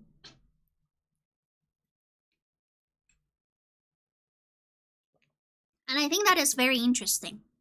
So, now that we know this, we can draw our forearm guidelines over here.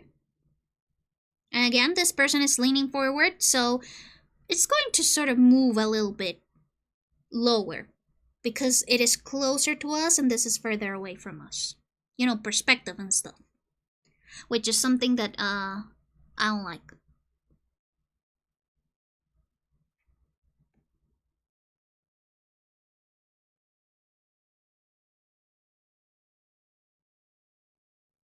But yeah, as you can see, while I'm drawing the arm, I am also deleting stuff. So that's why I wanted to like do it for last. Now,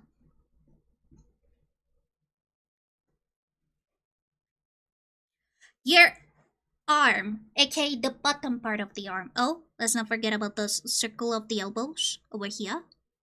The bottom of the arm, if you were standing straight up, usually the tips of your fingers will reach to your knees, to your knees. So we've got arm, then we've got these, boing, boing, boing, boing, boing, boing.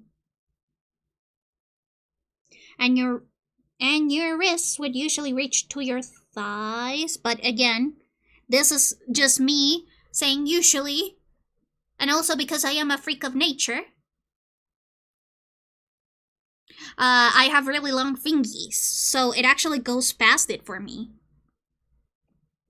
But that is like what usually a normal person would be.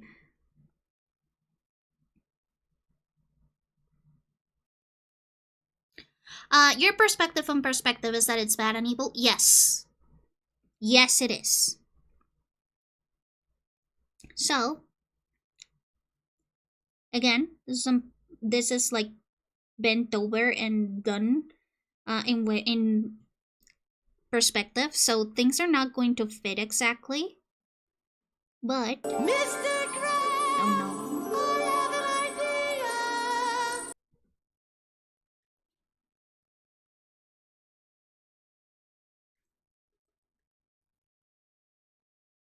idea. Oh, my wisps. So, your wrists are going to usually reach your thighs. Yeah, your thigh, like the middle part of your thighs.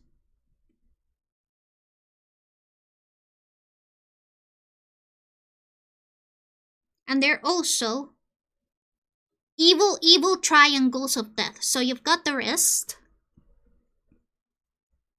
You put one triangle. This time it's just one triangle instead of two. Like the this time it's just one triangle instead of two. But you see, the thing about the fingies is that you're gonna again do the curve. You're gonna do like, maybe if you wanna, you can also do like a large triangle here. I don't really bother with it because it doesn't really matter. Your fingies are kind of weird. Because your thumb, instead of being with the other fingers at the top of the triangle, it's actually going to be off to the side. It wanted to be special. It wanted to be different. Also, I'm gonna make it maybe below. Yeah. So you got the wrist, you've got the triangle, And if you want to make another triangle, it's usually the same size. It's usually the same size as the palm triangle. Then you do the curve. You do the curve again, like the way that the fingies curve. Because a hand is actually not like just two squares. It actually, if you look at your hand, it's gonna have a curve. It's gonna have like a little tip like this. So same thing. And now, since we know that the thumb wanted to be special, it actually places itself here at the joint, like right in between the wrist and the palm. And that is because the thumb is way bigger than it looks like. It's actually kind of huge. And it's going to reach right the tip of the palm. Again, it can be a little bit longer, it can be a little bit shorter. Since I am a freak of nature, it is actually a little bit longer than my palm. And now, your longest finger is going to be the middle finger. This one, usually the third finger. So, you can make it like this. And then, your pointer finger is going to follow the same curve. Everything follows the same curve. Let me make the curve clear because I've like redrawn it a lot to focus on the curve. The curve is important, remember.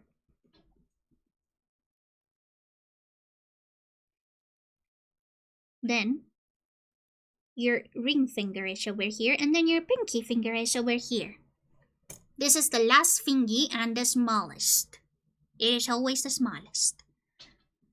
And now you've got like a little bone structure for your fingies. And what you're gonna do is that you're gonna sort of like create a little curve over here. You see, humans used to be aquatic. And since we were aquatic, we still have some leftover little like gilly things. Which is the little like curves in our fingies. Like right on the unions of our fingies, we still have some of that left over.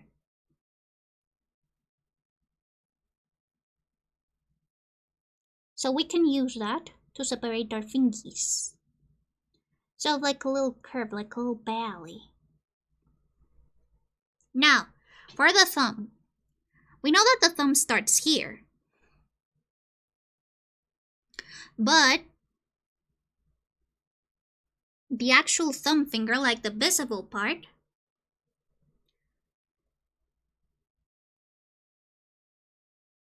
that we see, is going to look relatively short. And that is because most of it is actually going to be inside the hand.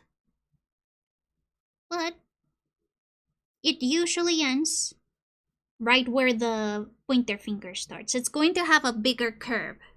So like if you actually spread out all of your fingies together, you see that the fingies, aside from the thumb, have like a very acute angle to them. Like an acute angle like this. But the distance between your actual like pointer fingy and thumb fingy is actually going to be a wide angle. And that is because, again, the thumb actually starts right close to the wrist. I know English so well. And since we know that, then we also know that usually when you're not using your thumb, there's going to be like a little flippy, like a little fold over here of skin. Because that is the skin that you would usually use. People usually don't draw it for like simplicity's sake, but if you're like a realistic artist, like my anatomy teacher, which is way more articulate,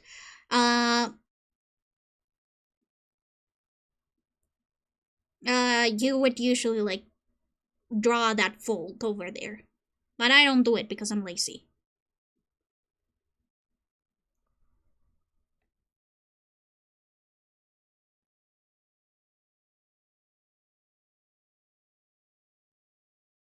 And there you go, you drew a hand. Yippee, yippee, yahoo, yippee, yippee,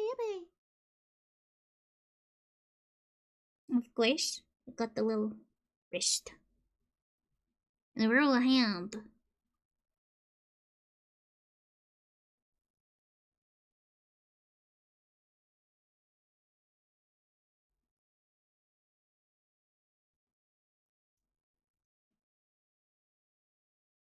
And you got your fingies here. Paint their nails. There you go. Have a hand.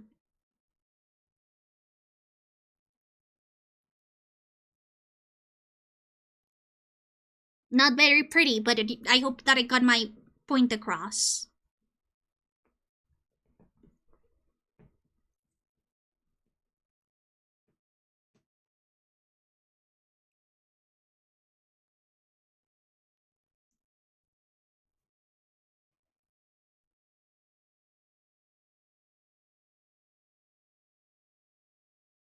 I know, Frida, I know, baby girl. I know that it's almost time to eat. I know that it's almost time for the feast.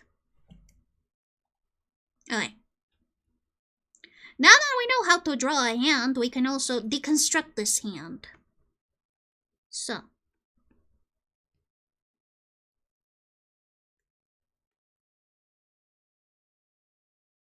We've got thingy number 1. And you know, hands sort of like folding and stuff is something that not even I understand, so I'm not going to like try and explain it, but basically the fingies have a ton more joints. They actually have 3 joints. Greedy fuckers. Greedy fuckers have 3 joints. Actually 4 technically. I lied. It's 4 joints.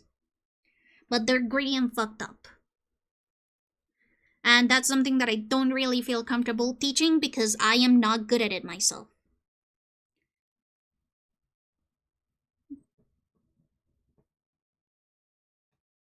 Oh yeah. I have sort of like, we just traced up the way that the lines curve upon each other. Like that. And we now have like the basic shapes that you use for a pose. You can go even more basic because I just like detailed every line to make sure that everything was correct. But if you want to go like even more simple, you can just like block everything. It's like little building blocks.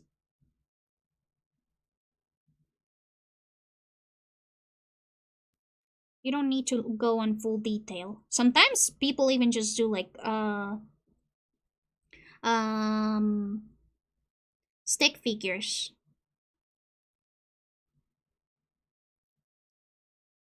You know, just copy like the basic outlines of everything. Sort of helping yourself with the lines if you want. And if you don't, that's okay.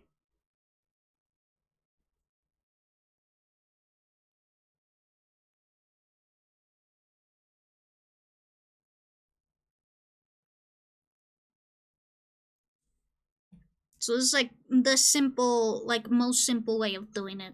Yippee! What if I have 200 joints? Then you're not human, I'm sorry. You're an eldritch creature. So this is like what I would do for studying. That's like what I would do if I was just like walking off a very simple pose from a picture. Whoop, whoop, whoop, whoop, whoop. I'll probably do another stream of these because we have missed a lot. We didn't even get to like actually drawing the image from eye instead of tracing it. Because this is for referencing. Some people do trace the poses and that is okay, but if you want to study, you should try doing both tracing and deconstructing it yourself and then trying to draw it from like your vision so that you can train your eye to see all of the shapes. You didn't see Hugo? You didn't see Chat Hugo? Yeah, Chat Hugo is there to make sure that you're not breaking any rules. They can read everything, so please be nice. Yeah, we have now gone past a little bit. We have gone a little bit past 4 hours, and Frida is asking for Dindin, so I think that I will be signing up here. Let me see if anyone is live doing some art, doing some drawing. Let's see. I think that only Distant is doing drawing right now. Yeah, it's doing art. Yeah, I already logged off, unfortunately. So yeah, let's raid out to to distant. I've already raised it out to distant, but Blanket, you should talk with Freak after stream. Okay, I will. Ah shit, ad break just started. I'm so sorry. But yeah.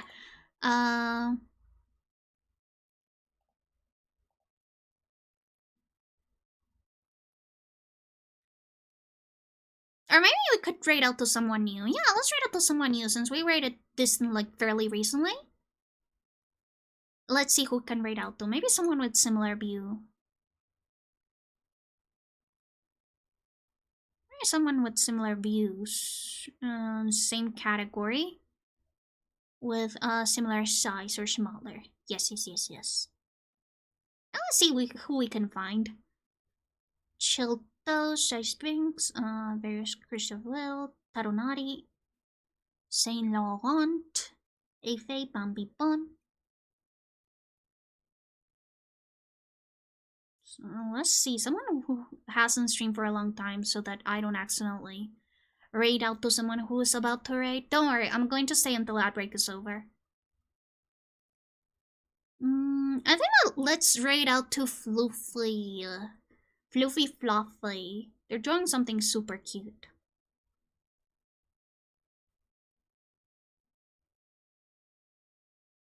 But also, oh no, they have streamed for like upwards of 3 hours. I don't know how long they'll be up for. 5 hours, 3 hours, 2 hours, 5 hours, 4 hours, 42 minutes.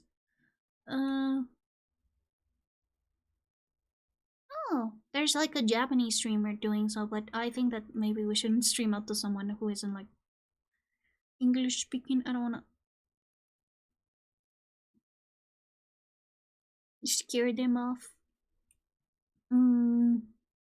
Choices. Wait, is Uino VT. Oh, thank you so much for guiding the raid. Uino VT. Let's see.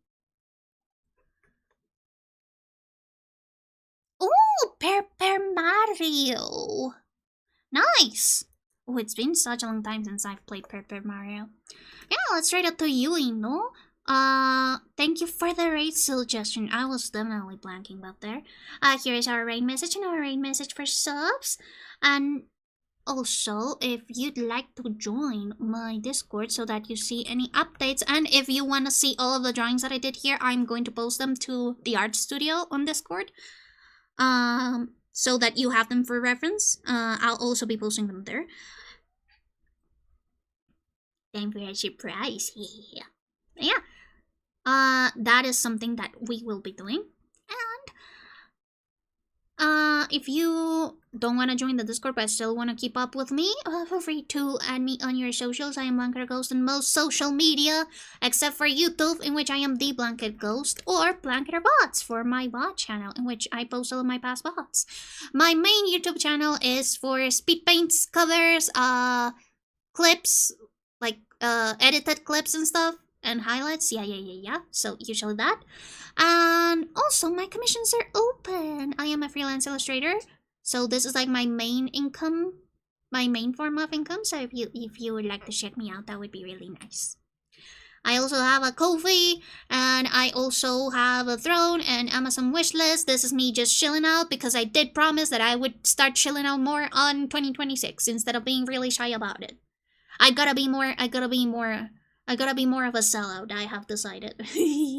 I hope that you guys don't mind. But yeah, let's raid out to Uino BT. They are playing Paper Mario.